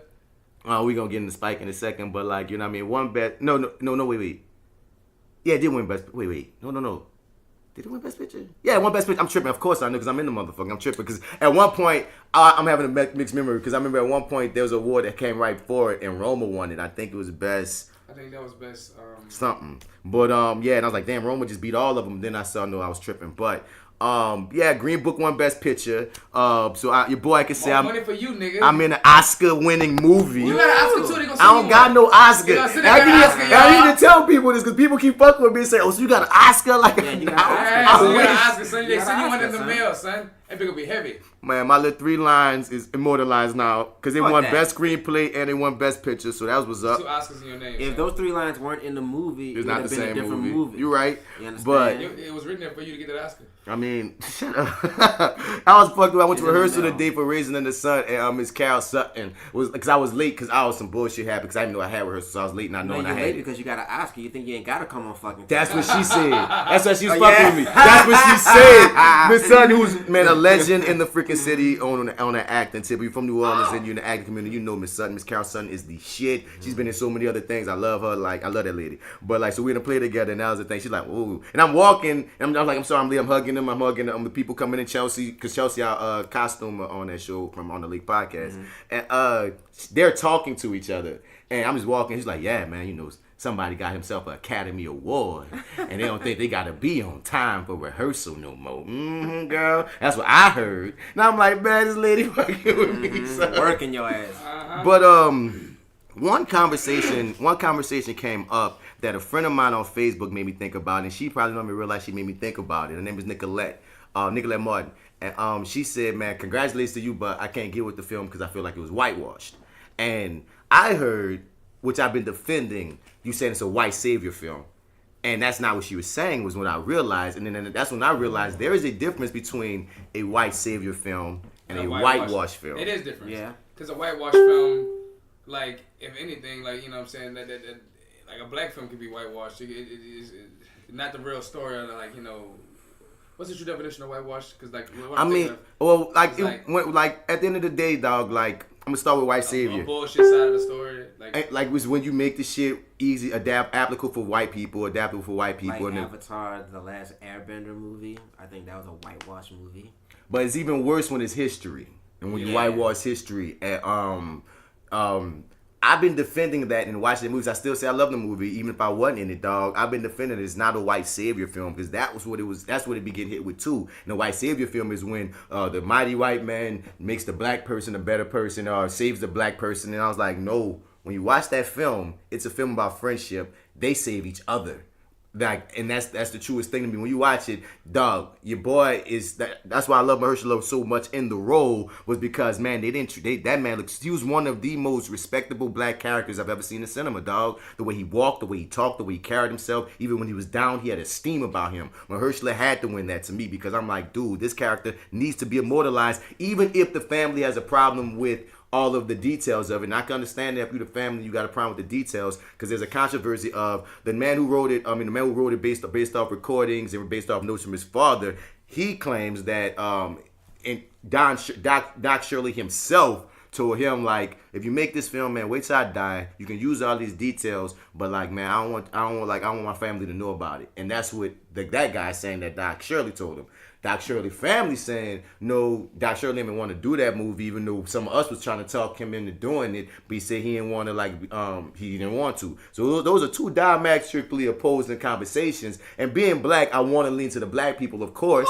You feel me? Off the dump. But you know what I mean? There's always 3 sides, and I can't forget that truth. You feel me? Because dude got a whole diary and recordings. So it's like, even if them 2 people fell out at some point, they had to be friends at some point. Otherwise, this movie would never have been made, because he has some kind of documentation. Right. You feel me? Of something. There's some truth there. Even if, like I said, by the time he got older, they might have been beefing. You know what I mean? Who knows? And who knows too? Maybe from the white man's perspective, they became friends, but from the black man's perspective, I don't fuck with that nigga. But I gotta play this. You know, there's so many layers to things that unless the people tell it themselves, you're not gonna know. But she made me think about it, and I was like, you know what? I think you have merit if you feel like it's a whitewash film, for the mere fact that they don't show racism. They show racism, definitely. Don't get it twisted. But they don't show it as hard as it really was. And it was much harder, I'm sure. And most movies don't, though. And that's one of those things of maybe that's why that was... It's hard for anybody to eat it. Because dude... Son, I haven't seen, because I don't feel like 12 Years a Slave, even though it was made by a black man, was whitewashed. That movie was elegant. That movie was elegant at times. Now, Repeat the killed it. It was some nasty shit going on, but it was clean. You know what I'm saying? I'm gonna have to watch Roots it was again. fucking Roots, nigga. That was raw. Nigga. You can't compare nothing to fucking Roots. Nah, 12 Years a Slave is an amazing film. I love 12 Years a Slave. I dodged it for a minute. I didn't want to see that motherfucker. And when I saw it, I was like enthralled. It's a great movie. But when I think about most slave movies I see, or most movies that come out about racism, dog, I'm like, all documentaries and all interviews and all things I read, to be shitting on them. Horror stories. It's horror stories. I'm not gonna say all things, because there are movies that kept it 100, but it's usually ones made by black people. Yeah. It's usually ones made by black people, and it goes back to us telling our stories are always gonna be different. One of them, I was out there jumping off the boats and shit. Oh, Amistad was powerful too. I haven't seen it in years, but yeah, that was Amistad, and that's when the nigga had to get out the nail with blood, like his fucking fingers going to the meat. Bloody, trying to twist this goddamn nail open to get this freaking chain unloose. I saw that movie when it first came out. I'm like in middle school. I'm never gonna forget how that touched me being young. Yeah. And then my grandma took me to the Amistad Museum, the museum about it. Man. That's another good one. By Spike goddamn Lee, who also big ups to Spike Lee. Finally won that Oscar, man. Yeah, much deserved. He won it for what now? Black Klansman. But what was it? Because it went for best director. He won it for best, I want to say, screenplay. Screenplay? You want to say screenplay? Yeah, that's what I think it was. I think because he lost best director to Green Book. And maybe that's what Roma won. No, I think Roma won best director. Not best director. He's mad that Best Picture went to Green Book, and he felt it because did you hear the commentary he talked about? Yeah, I did. Yeah. Because best picture, Black Klansman and Black Panther and Roma and Green Book, and what else was up for best picture? The Star Is Born and something else. And he feel like Black Panther. But I mean, I'm just happy Spike got an award. Maybe he should have won. I don't know. But he do got an Oscar now. I saw all those movies and they all were great. Like Black Panther was great.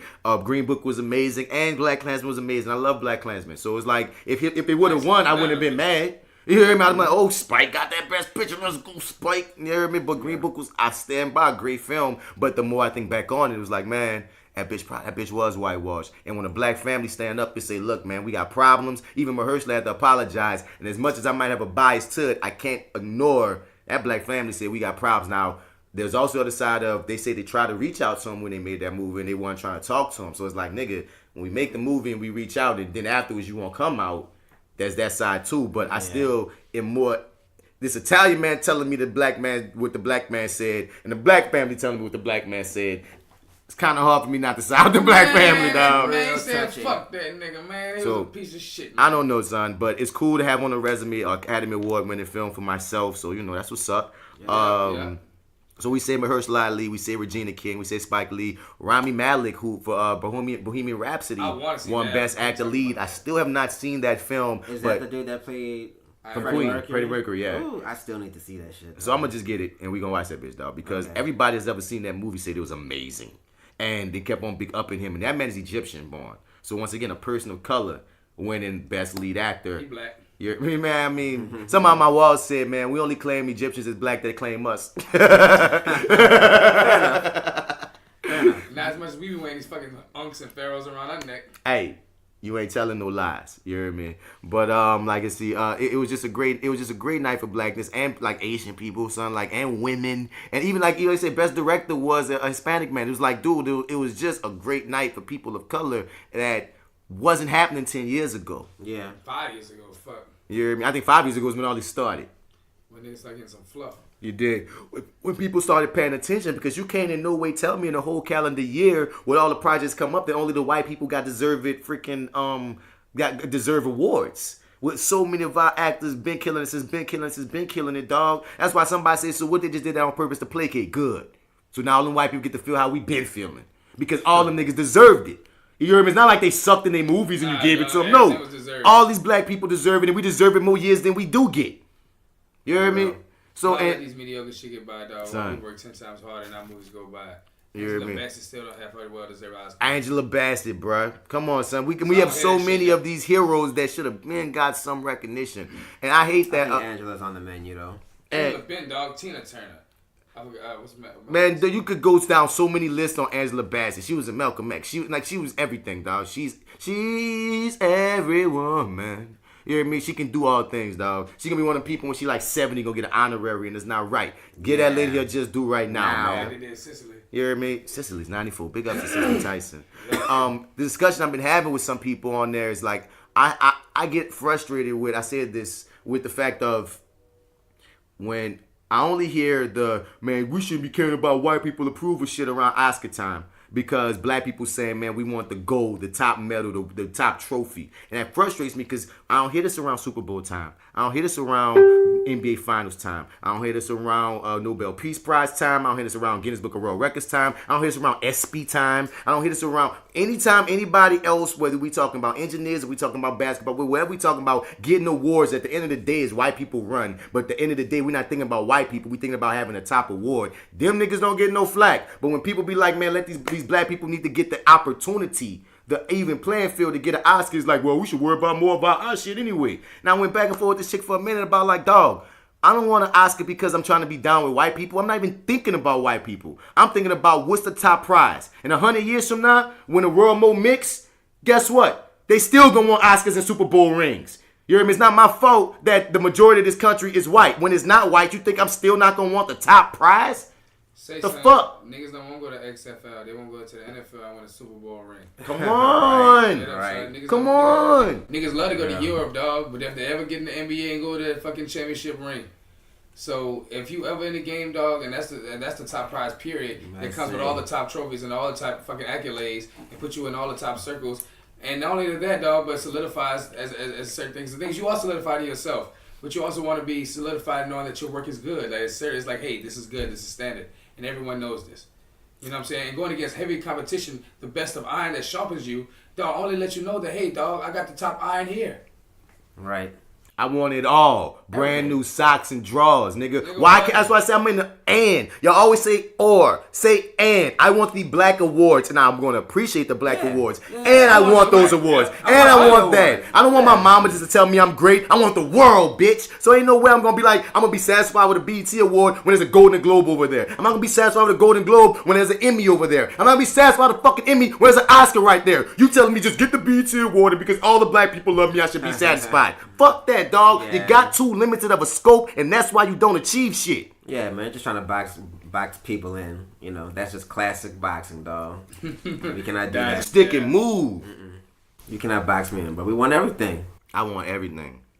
Brand new socks and drawers. I want it, Who else? Did anybody else run the black side? It just was just, yeah, get it in, black people. Our stories are really getting us where we need to be as well. Both Black Panther for costume and production were the first time. And scenic design. There were women, you know. And we won best scoring. And what's funny is the one white dude on the team won best scoring for Black Panther. Okay. But when he did his acceptance speech, he shouted out at least 3 different African musicians that helped him score it. Real. He said that when he was like making it behind the scenes, like these guys have helped me master this thing for the sound I was looking for. You know, it sounds amazing. Good job, nigga. But when I remember it, all I hear is I see it now. You better fucking mention that shit, cause bitch, you know you didn't fucking know it. Right. Bitch. you better fucking give your proper fucking respects, nigga. Yeah, man. I want all awards. Somebody on the IG live saying that we should just make our own. We can make our own awards. I'm gonna win those awards, and I'm gonna win those awards too. Why we only gotta win black awards, dog? I don't want only black excellence. I want excellence. I want every single. You hear me? That's why niggas go to Olympics. That's why niggas go to the Olympics, nigga. I don't go to you go to Olympics because you want to be the best of the best, dog. And one more thing about the Oscars, dog. Niggas was trying to come for Billy Porter, dog. For the he had his that dress. All right, so check this out. Now I don't care. Like, if that's his fashion, I think it's cool. But it's not my style, and that's all I leave it at. It's like that's cool. It works for him. Who cares? Like I'm not coming for you. You know what I mean? No. What I'm about to say, I don't mean to come at you no kind of way for you. But like for niggas who want to be like, and me included, if I said this, it's not my style. It don't matter. Yeah, it don't. That statement right there don't fucking matter. It doesn't matter. It's like me giving a fuck where he put his dick. It don't matter. It's exactly the same. Where he shits, dude. it don't matter to me. That matter. man decided to wear that shit, and it was for a reason too. Like I think he's trying to challenge menswear. No, it was in somebody died. It was in I don't know somebody. I gotta find what it was. But even still, a whole bunch of niggas started talking about he's one of the key problems on why they trying to hit on black masculinity, and this is attack on black masculinity. And I'm like, this one guy. This one gay dude. This one gay dude. If you don't know this man, you don't. You don't watch none of what Billy Porter do. You damn sure don't watch. And he's an amazing artist. That nigga make me joke. He's funny as fuck, but he also he do the drama. It's like I love him as an artist. When we saw him in Get Down, he was a DJ. He was. He was. Yeah, he was. Didn't even recognize him. Anything, dog. I was like, this nigga, he just like a nigga. He's just a great actor. Now he's just great at what he does, man. And I'm all about. To me, it's a revolutionary act to make a statement and not give a fuck about what nobody says. You feel me? That man want to put on that dress. Let that man put on that dress. To me, to me, that is more masculine than you coming at him about his masculinity. To be like, I'm such a man. You know, the clothes don't make the man. I am the man. Man, so no, bro, don't come for nigga. Fuck y'all. Nigga, fuck y'all for that. Them niggas want to wear a dress too, son. They just. It ain't that fucking serious, dog. Nigga. Like. I mean, whatever. What a shit, dog. Fashionably, too much. I thought it was. Hector Extravaganza. Thank you, Mr. Sells. My dog Marcel said that's who he's I'm trying to honor. Hector Extravaganza. Yeah, dog. House of Extravaganza. What? What? Don't worry about that. You know what I'm saying? You understand. I think anybody who tries to check someone's masculinity, you have a problem within yours. Yeah, that's just garbage just across the board. Like, you can't even question that. Like, it barely even has a definition. Like, come the fuck on. I want you to ask yourself, why does this bother me? I need you to really ask yourself that. Be truthful. Yeah. What's the real reason this bothers you? Because that person wearing that one whatever the hell he wants to wear has nothing to do with you, your people, your sons, or whatever the fuck you doing. Ain't got nothing to do with you. Gay people gonna be gay. And straight niggas wear dresses too, and niggas gonna wear what the fuck they want to wear, and that's not gonna have nothing to do with nothing dealing with you. Yeah. If the world gonna keep spinning, I'm sorry, Joe. I'm good. No, you good, dog. That's so you can let it out. Let it out. If you got realness in your heart, let it out. But I just see that, dog, like, niggas are kind of telling me that they are being brainwashed by the TV, and the TV tells them what to do. And when they don't want the TV to tell them to start wearing things like this. They want the TV to keep telling them doing other things, you know what I'm saying? Because it's all in the media, and they're like, and they put it all in the media, like, man, they trying to program us to do this. That's not the programming I want. I want to be programmed this other way. Then change the fucking channel. That's one thing, another. But the other thing is this, you dig? They think TV gonna make their son gay. Right. They really think TV go, and they don't care about their daughters But being the lesbian. thing They just care that their son gonna be gay. It's not the fuck rich. It's not been. It's like this is not a new thing. This had just been one of the Oscars and all shit like that. It's a house. HAUS. My boy Marcel coming with it. We already talked about like he's a co-contributor of Pose. I don't know what you mean by he right actually, Mr. Sells, but you know, you let me know what you're talking about there. But what you saying, my dude? I was saying that it tells me that also. I don't know what a house is, HAUS, but apparently that's what that was. Cause to me, house. That's all right. So check this out. Like, I mean, it's what he was wearing, so now I know. That's what he was wearing. A house. HAUS. Oh. I'm gonna just keep on spelling that out because he like a big skirt. Oh, okay. Or like some kind of dress to me, and I was like, I don't care. You see, I was dancing around it because I don't know what to call what it was, but I don't care. I don't care. That's another thing. If you keep up with this man, this ain't the first time he done swagged this shit, some shit similar, akin to challenging stereotypes and challenging what's masculine, what's feminine when it comes to clothing. Now, this is what it is. It look like a big ass dress to me, man. I don't give a fuck. It's swaggy to me, and they go up in this freaking little suit jacket looking shit. I'm like, man, I think that it was swag that. Kind of cool that it went up to a suit jacket. Swag that, man. But like. That's fine. I wouldn't wear it. I mean, they don't got to. He doing it. Right. He can do it, though. It's totally fine. The thing is, I'm not. If you want to say, dog, fashionably, I don't like it, that's on you. But for you to hate it just because you think it makes a nigga look less masculine, right, is what's fucked up. Yeah, that's. You can fashionably. Oh no, even worse. It's an attack. Right. Yeah. On man, you know what I mean? It's not even that it looks. It's an attack. Niggas really been like on masculinity. No, it's the agenda. It's the agenda. Yeah, it's the gay agenda. Son, calm down, bro. Calm down, bro. Say, bro, this Calm dress, down. I mean, this whatever this man got on, is not about to stop you from sleeping with your wife at night. It won't. Trust me. Trust us. It's not. It's not gonna stop people from being straight either. But you know, when you Heterosexual still, like the dress was worn. We all saw. I mean, the house was worn. We all saw it. And guess what? We're all still straight. They're all still gay. These women are all still here. These men are. Everyone's fine. Everyone's fine. It's cool. When white people do it, son, white people do not get that much on each other like that, dog. We really gotta chill out in our community and let that shit go, cause we get too hard on our community and tear niggas down like that. White man would have wore some dress like that, they'd be like, oh, he's just a rock star. Right. Facts. None of these niggas would give a damn if a white man did, but then they side of the story gonna be like, well, you know, that's when they remember that there's white patriarchy.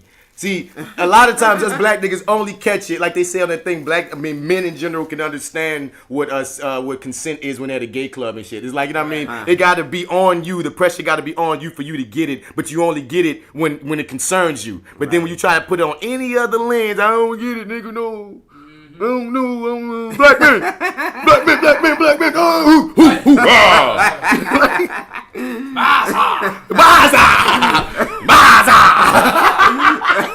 Alright. Fuck, man. Oh, man. The real, dog. For Like, real, real for talk, real. though, son. Like, wait, what was we talking about again? Yo, high ass say that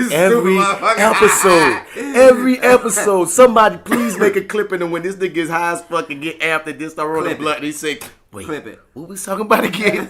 We're about to talk about this new Twilight Zone trailer. Jordan Peele's Twilight Zone. Did you see it? Oh, The no. trailer? I heard great things. Yeah, so So what, let's. it's TV? Yeah, he's a new host and he's doing a Twilight Zone. To me, dog, Okay. I mean, he's his own. Ain't gonna black people. He's his own Jordan Peele. Okay. Jordan Peele. But he is about to put anything, like if someone's done it before, he's the new age Alfred Hitchcock.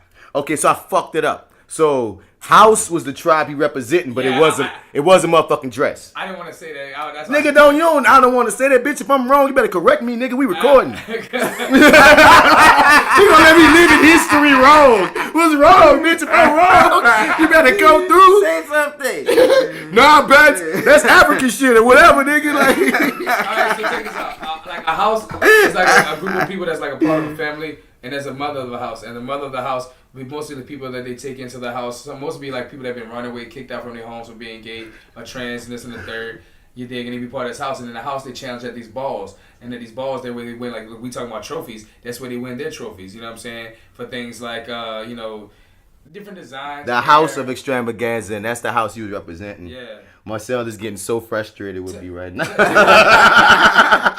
Sorry. I was telling people the other day, if I go with any house, I'll go with the House of Ninja. Well, this is the House of Extravaganza, and he was representing, and the homie died, and let this man represent for his partner, straight up, period. Wow. So let's get into this Twilight Zone trailer that none of us have seen. Jordan Peele's freaking Twilight Zone. All right, let's watch it.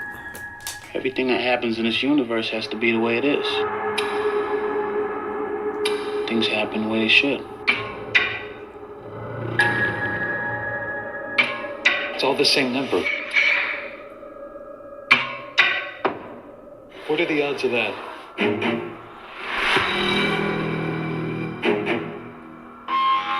You happy with your life? Don't you want it all? It said that would happen right when it did. Where's our dog? We don't have a dog. And we go backwards again?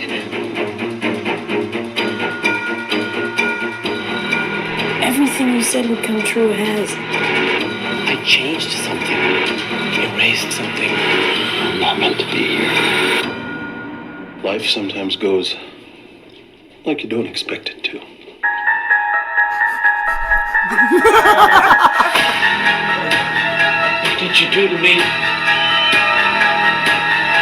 Turn it off.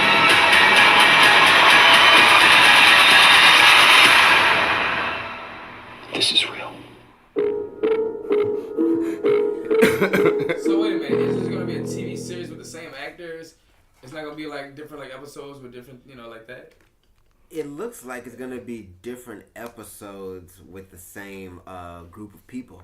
I'll take that. Like anthology? Yeah. They did that for the most part with Twilight when they had it. They used some of the same actors a lot. Oh. But like the shit went off. But it's cool. What about to say?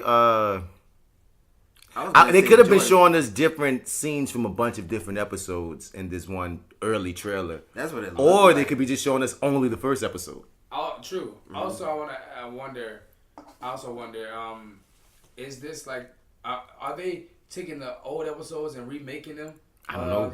Because I saw at the beginning it said something about. Son, rebranding, remaking, two things happened in this trailer for me. One, I thought it was cool as hell. Mm-hmm. Two, I have no earthly idea what in the hell is going on. Yeah. I have no clue. I couldn't begin to tell you what I just saw. And I think Jordan wanted that. He most likely did. I think Jordan Peele is fucking crazy, dog. The good way. That nigga is a straight lunatic. So you saw he fucking looked at that camera, dog. Like that shit threw me the fuck off. I like, Jordan, like, are you looking at me right now? Like, you're looking right into my fucking soul. With that fucking mustache though, dog. Like with that mustache, yeah, damn nothing else with the mustache. That nigga is crazy. Who would have thought that this is where his career would have gone at when we first was introduced to him on Key and Peele? Right. He's really brilliant. He's brilliant. He's and he's showing it. Yeah. And us is gonna be nuts. Yeah, he is giving the game his ass to kiss right now. Him and dog, like there's certain creatives in the game. Jordan Peele, Donald Glover, Issa Rae. You know what I'm saying? Somebody else was about to say, but that are just like I'm so fascinated by the many facets of how they're just hitting this game so creatively and so dynamic. Yeah. You know what I mean? And I really, it's some inspiring shit. It's some inspiring shit, and we're creating things that's never been done or seen before. We're proving to be good with the money. They say, oh, these niggas really can sell, dog. We really give them a chance.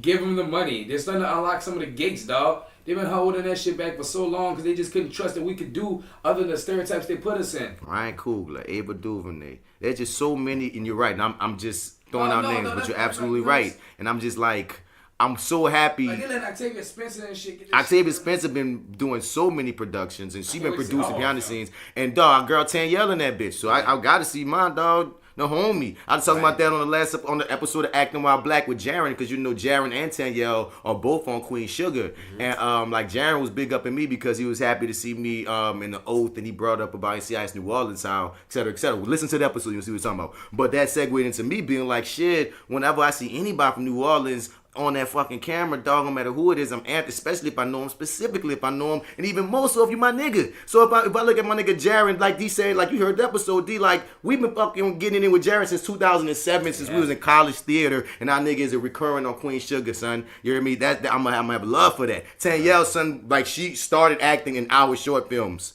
You hear me? Straight up. She'll tell you anytime, son. Like, she started acting out straight short films, and now she still comes. She asked me the other day when we about to do another movie, and she's a recurring on Queen Sugar, and she about to be in my Octavia Spencer joint. And when I saw that joint, I was like, dog, I love seeing Octavia Spencer, just seeing this type of role. This some Kathy Bates shit. You hear me? Like, took a while for Kathy Bates to get some of that shit she be getting, dog. Dude, you know, it's always hard for the women in the game, dog. Like I say, when you win an Oscar as a man, your pay raise increases 81%. When you win an Oscar as a woman, it increases $500K for the span of your whole career. That's deep. Damn. That's deep. That's why they got all these people saying, no, let me stand up for my female co-star. Yeah, word. Because it's like, damn, that like 81% increase no matter what it is. So your salary could have been already 10 mil. It's gonna go 81%. But if her status was like maybe 20 mil, she gonna get $500K over the entire career. That's egregious as fuck. Nigga. So like, yeah, it's hard out here, dog. So I'm always, be like, let's support our women, support our black women. Give them some fucking money too. Give everybody, but like seeing these creatives do, it's so inspiring. Seeing these black creatives be given the ball, and they're not just slam dunking it. They're reinventing shit. Yeah. They're just doing things that y'all stuck in reboot land. None of these black creators is doing that. Nope, we don't need to reboot. Well, this Twilight is a reboot, but but it's different though. It's a different kind of reboot. You know what I'm saying? You're right that this is a reboot, son, but they never had black people on Twilight Zone. I feel like this nigga wanted to do something like Twilight Zone, and them niggas say, we'll just give you Twilight Zone. It was White Light Zone, son. Nigga, it was White Light Zone. It was definitely White Light Zone. A few stereotypical Asians. You know what I mean? There's a Fred Hampton movie coming out, and so far the names attached to it are Lakeith Stanfield and Daniel Kaluuya. Kaluuya. How the fuck you say his name? I say Y'all going up for the same role? and Ryan Coogler is directing it. Ryan Coogler directing the Fred Hampton film. I want Danny Kaluuya. No, they both just gonna be in it. They're both they're not added to eyes. They're gonna both be in it. That's gonna be a crazy movie just with them two to start with that director. Y'all look like some Black Panthers for real. Nigga, please can I get an audition for that Fred Hampton film? I've been wanting to be in a Black Panthers movie of some sort forever. Real talk. Forever. If I can get some kind of Black Power like movie kicking ass or like some realistic story of Black people kicking ass, I'd love to get in some shit. Yes, that's I don't want to be in no slave narrative movie, dog. I want to be in a Black Panther movie. I want to be in a Rebel movie, nigga. If we gonna be that way, it better be the Toussaint movie. You heard me? Yeah. It better be about the Haitian Revolution. It better be Charles Day Long. Shouts out to Scribe called Quest on IG Live right now, who was in the play when I played Charles Day Long. He was my fucking brethren. He was killing white people on Revolution. And white people listening, because I know we have white people listening. I'm not saying I'm just on this kick and want to kill y'all. I'm just saying we tired of seeing subservient black movies and y'all always killing everybody in all y'all movies. And y'all Die Hard, Rambo. And y'all get to be fucking Clueless and fucking Mean Girls. I'm not even saying that. I'm just saying just in the department of y'all get to wreck shit. Sometimes we want to wreck some shit, goddammit. Let us wreck some shit. And look. Thank you, Ryan Coogler. And once again, it goes to what we just was saying about when you give us the ball, look what new stories gonna get produced. Correct. Correct. Any stories that y'all wish to have happen that haven't? Jordan Peele's thinking of them right now. I don't know, dog. Like, right now I'm too high to really get on that question because I had to go deep in thought and think in my brain of like, what stories do I deeply want to feel? And then after that, I probably won't want to tell it because then, like, to y'all, because I want to probably do it myself. Well, I want to see the Toussaint movie. I would love to see a Haitian Revolution movie. I would love to see a Marcus Garvey movie. I would love to see. Oh, well, that's the case. I'd like to see a real righteously done Tupac movie. I'll see please get Tupac right. I would like to see a fucking Marcus Garvey movie. I think that's overdue. I want to see a real Martin Luther King movie. That needs to be a movie ASAP. Because a lot of people don't know Marcus Garvey, because he's like a name that as you get older starts coming up when you talk about black people and such in history that had heroes that did amazing things. But when you're growing up, it's always that same lineup: Malcolm and Martin, Rosa and Thurgood, and it's the same lineup. Frederick Douglass movie? They just did it. Remember we was talking? No, it's Thurgood Marshall. Frederick Douglass. He appeared in Amistad, I believe, but I don't think they made a movie just about Freddie. Yeah, he plays a lot of movies I've seen. Yeah, he really does. He pops up in other people's stories often, but he needs his own movies. You feel me? Yeah. Frederick Douglass is like a nigga who's a slave who taught himself how to read and write, which is what the meme said. How do you even do that? Origin story, like and just like how Fruitvale Station, I would love to see some stories about the more modern heroes and the more modern people that deserve that type of shine. You feel me? Man, talking about Oscars, dog, Spider-Man. Into the Spider-Verse won Best Animated Film, and they better have. If they give it to The Incredibles, I'd cause a riot. You hear me? And that was in them, dude. That film, whew. If you see that film, you know I'm going, whew. Visually and blackness and the culture and Hispanic culture too. It was a nice movie. Apparently there's a Hulk Hogan movie coming out. I'm for it. And Thor, Chris Hemsworth is going to play Hulk Hogan. I'm for it. I guess. That is weird to me. I don't know. I never thought I ever wanted or might ever need a Hulk Hogan movie. I don't need it. I don't even want it. But I'm going to watch it. And that's why I'm at with it. I think it's a Netflix joint anyway, so it's not like I got to go anywhere, right? And when Ric Flair heard about it, he said he wanted Bradley Cooper to play him. And as soon as he said it, I thought about Bradley Cooper's face. And that's it, yeah. He looked like Ric Flair, bitch. Because Ric Flair got the real eyes, son. Ric Flair's like, see a Hulk Hogan, you just gonna get this star because he was in an Avengers movie. But see, I'm gonna get someone who actually look like me and is a because Chris don't look like Hulk. That's what got me. I'm like, Chris Hemsworth got muscles, but he don't look like a tan, orange, really ugly Hulk Hogan looking motherfucker. You know what I mean? I'm completely not interested in seeing the fucking Hulk. I want to see a Ric Flair one. He be Ric Flair Macho Man or something. Yeah. Ric Flair definitely, dog. I do want to see Ric Flair. But when he said Bradley Cooper, I was like, wow, that's a revelation. You would be a murder. Because one of the problems with Ric Flair, people that don't know like wrestling history shit, dog, this is a nigga that notoriously lived this gimmick. And you know, your gimmick is the character that you take on in wrestling. And like oftentimes, like it's like the cousin of theater on some shit. It's a live performance, it's fight choreography. Pro wrestling is like really similar to theater. And you know how some people you hear they go method or they get so caught up in their character that they feel like they are that person. That's what happens to, especially in the old school, before they let out that it was fake and everybody knew it was fake. A lot of wrestlers lived their gimmicks because they could not ever let that character down because they didn't want people to know that wrestling was fake. You see him in the street, So that becomes dangerous when your character is wheeling and dealing. I got the money, I got the broads, I got the planes, I got the limos, and so he started. Sound good. He went, dog. I got the pussy, I got some chains. I got all this fucking diamonds dripping around me. My hair is gold. Ric Flair talked that shit and he walked that shit. He went through 5 marriages, a freaking alcoholism problem. He was high, he been dry, he be dog. Ric Flair's story is interesting as hell. It would be the most epic biopic, son. Bro. Like, I really, bruh, it has to be made. No, so I hope that it sparks something.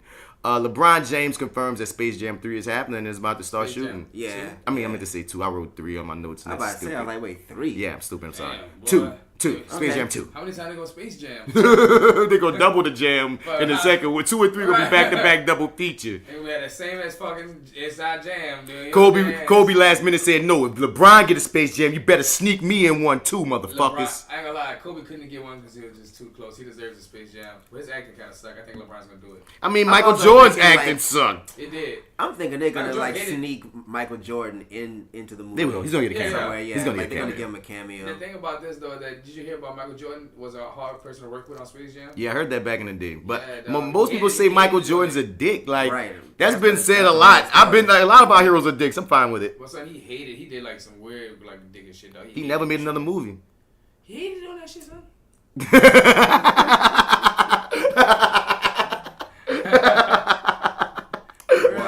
There you have it. And there you have it, man. And that was Bats Nerd Out Moment. Man, let's get into the Mastermind's mental, dog. What you ripping on, man? What's going on, Mastermind Mental? There are many types of monsters in this world. Monsters who will not show themselves and who cause trouble. Monsters who abduct children. Monsters who devour dreams. Monsters who suck blood. And monsters who always tell lies. Lying monsters are a real nuisance. They are much more cunning than other monsters. They pose as humans, even though they have no understanding of the human heart. They eat, even though they've never experienced hunger. They study, even though they have no interest in academics. They seek friendship, even though they do not know how to love. If I were to encounter such a monster, I would likely be eaten by it. Because in truth, I am that monster. John Wayne, the quintessential cowboy American white man of the late, 19 fucking Evers. You know, whatever. He's just old. Apparently, a night it is.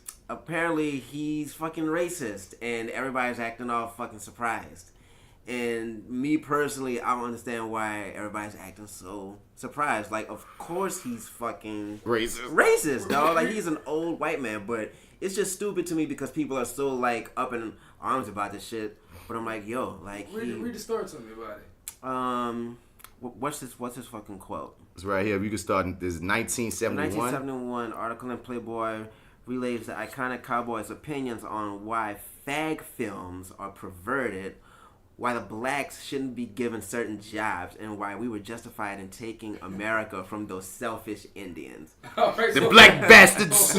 I want to find me a black bastard. Why was this like brought back into publishing again? Like, why was it brought back into news again? Somebody on Twitter just happened to find it on random, and he put it up, and it went viral. Where did they find it at?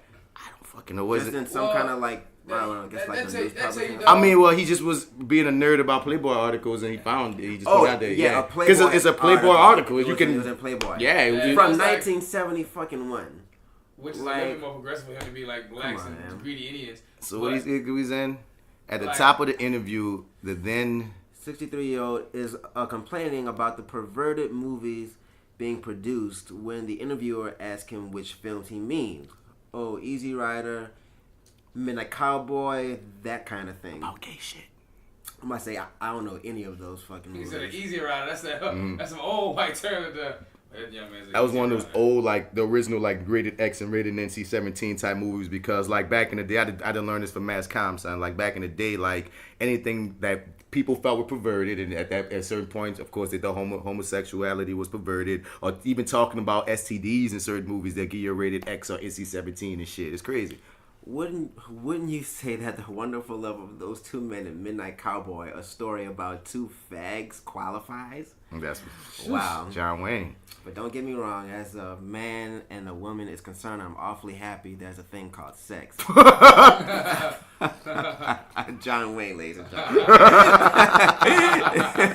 It's an extra. No, stop. You gotta say it how John Wayne is said. I don't know how the fuck you would say it. I ain't never seen a fucking John Wayne movie. Do I fucking look like I seen a John Wayne movie? Yeah, I'm a huge fan. I know exactly how he talks. Think about, okay, I'm sorry. I'm the one motherfucker in the cast that grew up with old people. I like John Wayne. Think about Clint Eastwood. Clint Eastwood took his stick. A lot of it, it just Clint was a little bit more mean with it. Or you can just think about any old white man in the cowboy. There's an extra, there's an extra something God gave us. Wrong. Right. As far as a man and a woman is concerned, I'm awfully happy there's a thing called sex. It's an extra something God gave us. I see no reason why it shouldn't be in pictures. Healthy. Lusty sex is wonderful. Healthy, lusty sex. Christ. John Wayne. Boy, you better keep that sex lusty. That lusty? I think that is the first time I've ever seen that word in print. That good old lusty sex. Man, look, everybody needs to fucking get over themselves. Like, he's a fucking scorpion. He's gonna fucking sting. Like, come on. I can tell you some young millennials on this shit. With a lot of blacks, there's quite a bit of resentment along with their descent, and possibly rightfully so. But we can't all of a sudden get down on our knees and turn everything over to the leadership of blacks. Man, we can't let these niggas run shit. The fuck you talking about? I believe in white supremacy until the blacks are educated to a point of responsibility. Damn, bars, huh? He talking bars. John Wayne poetry. Look, I ain't saying I don't like black people, but they gotta get their shit together first. You understand what I'm My saying? nigga rhyming though, D-Mac. He rhyming, D-Mac. I believe in white supremacy until them blacks are educated to the point of responsibility. I'm like, Oh my God. Oh! John Wayne. Eminem. First Eminem, John Wayne. I don't believe in giving authority and positions of leadership and judgment to irresponsible people. Ooh. The blacks. Well, look at that. Where is this? Let me see. When asked, he was equipped. If he was. Oh, no. No, he said when, huh? When asked if he was. When asked if he was equipped to judge this, his racist reply is jaw-dropping. It's not my judgment. That's where you going with it. True grit, ladies and gentlemen. True grit. The academic community has developed a certain test that determines whether the blacks are sufficiently equipped scholastically. But some blacks have tried to force the issue and enter college, and when they haven't passed that test and don't have the requisite background. Oh my God. Okay, so he was on the whole kick of. He said we stupid. Yeah, like we're like naturally stupid. He with that Miss Evans boy shit, nigga. Like, trying to skull shape is different and shit. This you nigga know, read that fucking motherfucker. science book that he. There's a word for that. I forgot what they call that shit, but that's something like they call that. This shit crazy. Wait, there has to be a standard. I don't feel guilty about the fact that 5 or 10 generations ago these people were slaves. Damn. Now I'm not condoning slavery. It's just a fact of life. Like the kid who gets infantile paralysis and has to wear braces so he can't play football with the rest of us. Nigga equated slavery to Forrest Gump. I will say this though. I think any black who can compete with a white today can get a better break than a white man. I wish they tell me where in the world they have it better than right here in America. Wow. Nigga, John Wayne said I've been in a lot of places and niggas got it much worse than y'all got it here. Trust me, believe that. I said these niggas can play basketball and do better than all of us. So fuck them niggas. Right, and the thing is this: it's so hard being a cinephile, being a person who watches movies, being an actor and such. Cause like anytime I watch black and white films or TV, the back of my mind is resting, even though how entertaining and talented these old school white people are. they're most likely racist in that time. Yeah. That's the time. That's And sometimes when you run into some racist shit or you see a black person in the background for a spell, my mind can't ignore that this man, this extra right here probably more talented than the person that's talking right now. And they didn't even get that opportunity at that time. So it's almost like bittersweet because a lot of them classics are classics. Yeah, a lot of them older white people are brilliant, dog. But it's hard, you know what I mean, to reconcile when you even look at a John Wayne type who, if you see his movies, they're considered classic freaking cinema. But look what he thought of us. Look what he thought of gay people. So but it was the time. It's a thing. It's very tricky. But I do applaud those Western like TV shows I used to watch that did include black people in like righteous stories or like stories where them niggas weren't like weak or like stereotypical Asians or Native Americans. They're real. Like wait, when you talking? I'm talking about like the shows that was in black and white to the 50s. There are certain shows I watched, dog. That I was like, because I watched it. I'm watching like, all right. One of them, it wound up being in color, started in black and white. They had Ozzie Davis on it when he was real young, and it was of course it was some white savior shit. I mean, Ozzie Davis wasn't like no whip ass. I'm talking about the people. I wasn't even talking about the stories, my nigga. I'm talking about the people that I'm seeing that in these black and white movies and TV shows. How they probably treated a person that looked like me at that time would have been fucked up. Even though me, as a person, as a person who loves art, finds them absolutely amazing. Yeah, that's what I'm saying. I gotta reconcile. Yeah. That's what I'm talking about. It's like, damn, yo. The human versus the art. It's like the reason why no black people want to be time travelers. And when we be time travelers, we going to the future and not the past. Because I got strap. I'm going to time travel. Right? Everybody had that AR. I'm going back and when they still got swords. What's that? Nigga. Oh, this here's an AK-47. This a chopper, son. I was talking. It's a chopper, son. It's a chopper, son. So me and Raheem, shouts out to Raheem Glasby, son. He just finished Dreamgirls, and he had apparently gone off on his stage manager, this little white chick, because like it's been building because the company he was working with was doing a lot of suspect racist shit. So at the last day he's supposed to get paid, they paid him. I mean, they had his name wrong on the check. His name was Raheem Mandrell. And the chick who gave him the check, instead of being apologetic and being like, I'm gonna fix it, was just like, oh, look, they messed up your name, laughing about it. So Raheem taught this girl a new one. Apparently she don't know when that nigga get fired up, it's my money, nigga. And there was in a situation, because like some theater situations pay you at the very end. Some theater situations pay you throughout. This wasn't the throughout. This was, I've been doing this for 2 months. We're finally getting our money. And you got the nerve to have my name wrong on my check. He went in. And I laughed. I was like, damn, yo. I just thought of like, because I saw the white girl, because I'm outside with him afterwards. I saw the white girl walk off like crying because when she walked out, she walking out, and Raheem like going up, telling me what he did, and then Raheem probably and then I see his white girl going, and he just went, did they fix it? Yes, I'm talking to she was like, they're canceling it. She's like, no, but did they fix it? Are they fixing it today? That's what I'm talking about right here. And she was like, I don't know what they're doing. I just told them, and they're fixing it. And she just kind of walked. And I was like, damn, Raheem just went in on this little white girl. Straight up, son, I'm an actor. You owe me this, bitch. You had games performance. But then I thought to myself, imagine recording this shit like this, and then going back to the past in slave time and showing them this video of Raheem going in on this white girl. Then I started thinking, imagine being able to go to the past and just show them the future and be like, guess what? You can sneak a white man in the face. Nigga, like, 100 niggas right then and there. Just be like, we gotta prevent this. The people will be crying. That shit would be like on Dave Chappelle, dog, when that nigga head exploded when he took off the fucking KKK mask. It'll be that shit everywhere. Amazing, nigga. You see a black man go off on his white woman. You see a black man talking shit. You see a black man is president. You see niggas with money. I mean, you bringing back all this imagery from the future. You got goals on their mouth with money. All the cameras like that. The slaves will not. The slaves will not give a fuck after that, dog. Early. There's like that time, nah, fuck this. Apparently we gonna be good, dog. God really got us somehow. We struggling, but we got a future ahead of us. We need to get this shit now. Nigga, Master ain't gonna be. He ain't gonna be. Niggas, you saw that gun?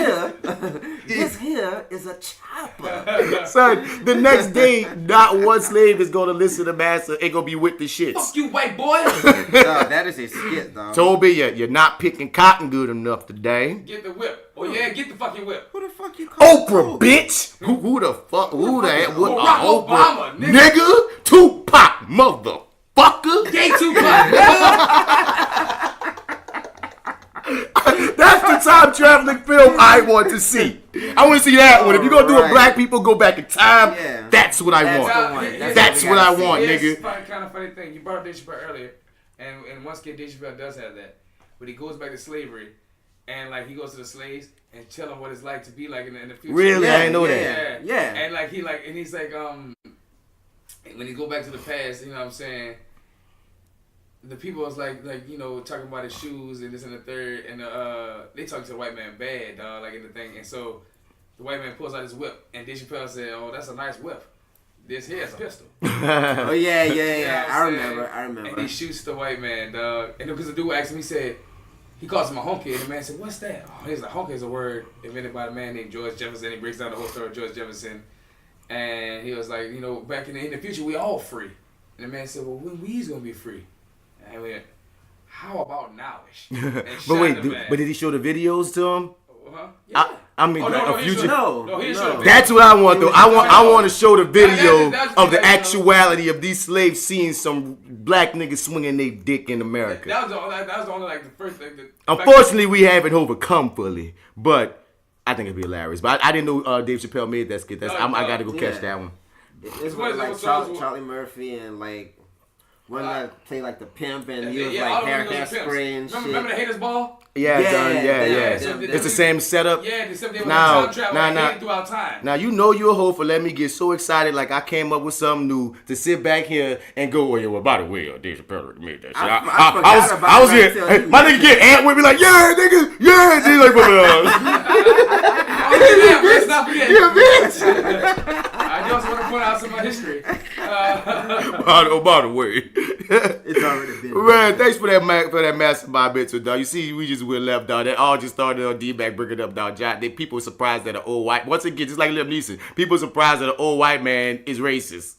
You're surprised that an old white man who appeared in black and white films is racist. He was to kill pilgrims and Indians. Nigga thought it was righteous. Nigga did old westerns. Girl, but old westerns. That's the whitest of the white culture thing to do, nigga. Right. You heard me? They give us slave films, they get westerns. Anyway, man, let's get to Joe Sports, man. Sports! Fuck yeah!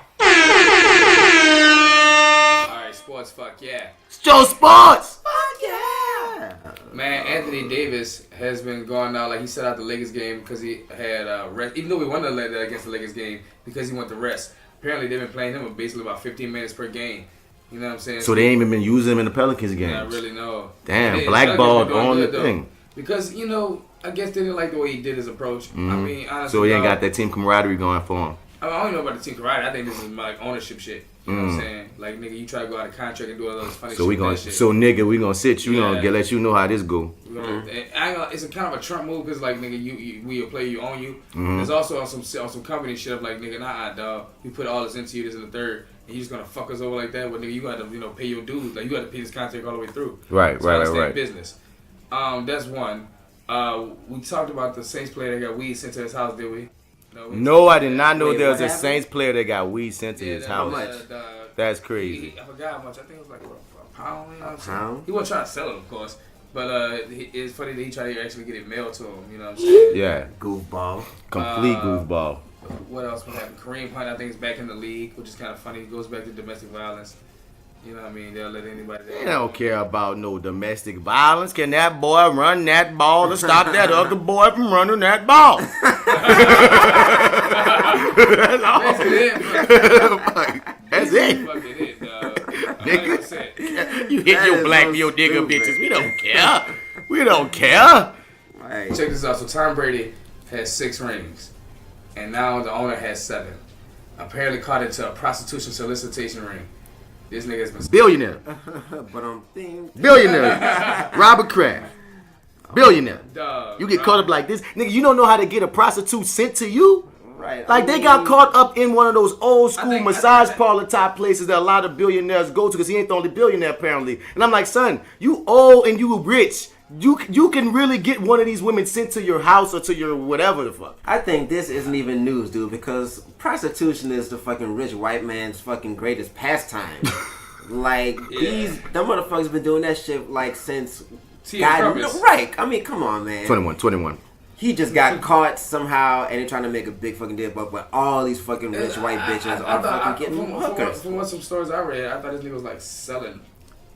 Oh, he thought he was selling? Like trafficking. Oh. Nah. He went to a spot that's trafficking. That's allegedly trafficking women, and that's how come when the feds came for the spot because they felt that the spot was doing a case on they were doing a case on it. So since they thought that the spot was trafficking, so then they wanted to say, okay, who's your client list? That's fucking these girls that might be getting trafficked, and that's Hey, son. Hey, son. That's wrong. You buy people you know that's being trafficked in, dog. But I mean, I don't think the people. Why you know the billionaires know about the traffic? So they be wanting them traffic. Send me this fucking small little Asian girl, dog. fresh off the boat. Nigga, give me that 50-year-old Polynesian girl. Them niggas be wanting that shit, dog. Oh my god. Them niggas be wanting that shit, dog. That's for real. Them billionaires be sick like that, dog. They got the money to do it. Man. You think that nigga didn't know where this fucking Asian hooker was coming from? I don't know.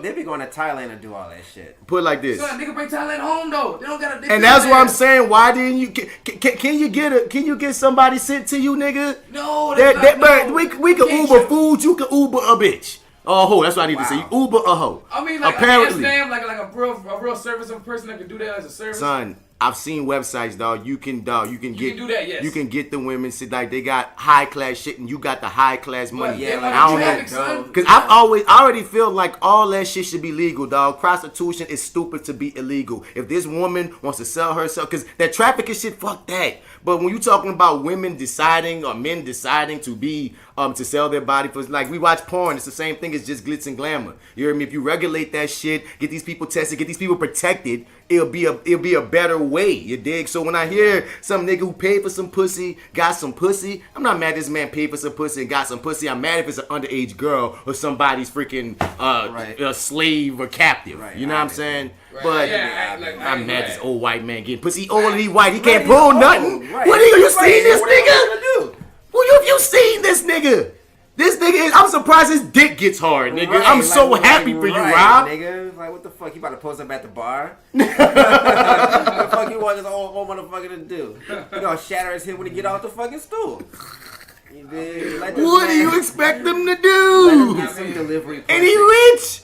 You know how lazy he is. This nigga ain't got no game. He ain't got no spit. He don't know what to do, what to say. He wants a pussy. He wants his racist shit. Who knows? I don't care. But let the old man buy a nut. Right. Lord. Kenny. As long as it wasn't fucked up. Yeah, as long as it's not no trafficking. crazy shit. Yeah, man. But Yeah, all man. right, fine. I think we're all in agreement. Prostitution is okay. Let people do what they want. I mean, under specific circumstances and context that the government needs to make happen, because they got fucked up shit going on. We already know about the prostitution world. We talking about the pimps. We talking about the drug addiction on purpose. We talk about bringing and grooming these little girls in. We talk about runaways. No, there's a lot wrong with prostitution and the whole game the way it is. But what I'm saying is, our government can actually implement programs to cease a lot of it. Like Amsterdam has a great program with it. I hear that. There's another country in Europe that does too. I forgot which one it was. Because we talked about it on the show. We talked about it on the show that that was a spot. Sweden or Germany? It was some random. Oh, yeah, Switzerland. Yeah. What's it, Switzerland? I think we're talking about how Switzerland was the Scotland, huh? was the spot where they think. Wait, go put that bitch like fucking Sonic. You hear me? I don't remember what it was. I think it was Switzerland. But either way it go, it was like some shit like that. Yeah. Yeah, it was like that driving shit. Have some sex with someone? Yeah, bro. But they go back to, you know. I think it was the fuck outside for that one. I don't remember specifically, but I'm just saying, dog, you can't control people's bodies. That's why I don't be with all these pro-life laws. You can't, like, I don't believe in the government controlling us in any way. You should be helping people be free and make their own decisions, man, really. But, you got anything else in sports? Nah, dog. I think that's it for us, like, basketball. And I mean, for sports, period. Word. Well, you can get out here then. I'm trying to think of something. Is there something? Nah. That's it? That's it. So So we gonna get up out of here, y'all. All right, again, thanks for listening, man. Hit us up at flywithbats@gmail.com. We want you to be part of the conversation, man. Whatever you got to say, even if you got to talk some shit, even if you don't agree with this, man. We want to hear that you out here. We don't agree sometimes. You hear me? I want, we like to hear different, we like to hear different perspectives, son. So hit us up on the Gmail, dog. Also, subscribe, like, share, comment, do all that whole dance. Check out the Reviewing That show on this feed. Check out Acting Wild Black on this feed. And yeah, man, that's basically all I think I gotta say, man. This is that actor guy, Martin Bass Bradford. I'm on Facebook as Martin Bass Bradford, but on all your other social media platforms as Mr. Bats. Spell that Mr. out or you ain't gonna find me. And for Side A, episode 77, I'm out here. And it's me, your boy D-Mac. You can catch me on Instagram at FrenchBread.k, where I don't post a fucking thing. It's cool though. Or you can follow my clothing line at YouDig504 on Instagram, and you can catch everything and some. You dig? And for Side A, I'm out this bitch. Whoa, it's your boy live from Planet Rock, Posse Wine. It's your boy AlphaJo, fresh out of the gumbo, still deep in the room. And if you're out in the streets and you're looking for me, you can find me on IG, AlphaJo No E, 504-77 Side A. We out this bitch. I want to shout out to Sherelle Palmer. She did an excellent job with directing Ida B. Wells and The Lynching Tree. It was a great performance. I think it was marvelous. And it inspired me to actually start looking at something because I was like, man, Sherelle, we come from the same class. If she could do it, I could do it too because we was from the same eye. We all certified. So, boom. Thank you, Sherelle. Yeah. It was an amazing piece. It inspired me to do something. The creators were great. And I'm glad you still have your sanity left after doing a big-ass show like that. Did you go in and talk to the kids like me and D did? Yeah, I talked to all of them individually. No. I'm talking about before, like, during our rehearsal process. Oh, no, I didn't get a chance to, no. That was a very cool thing, and they were like, it was interesting, being able to give notes, because, like I said, we were there.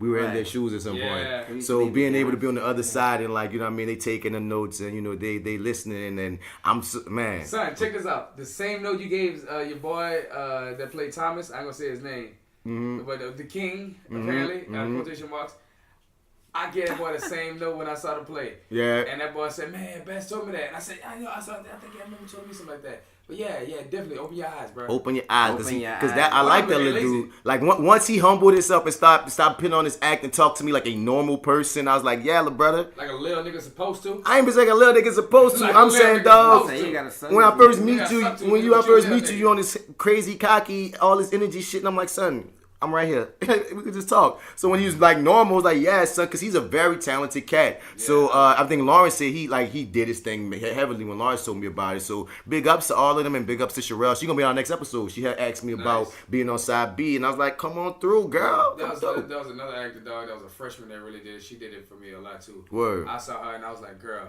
She didn't have a major role, dog, but her role was like in the role she had, she killed it so much, it took so much of my attention that I said, I even told her, I said, you know what, bro? You gonna take this over in like 4 years. You keep grinding, dog. And like in this acting game, you got it. I mean, I thought about that too. They got this other cat there. That wasn't in that show because he was in Raheem's show for Dreamgirls, man. I think his name's Elvin, man. He got these big old lips and this expressive ass face, little dark skinned cat.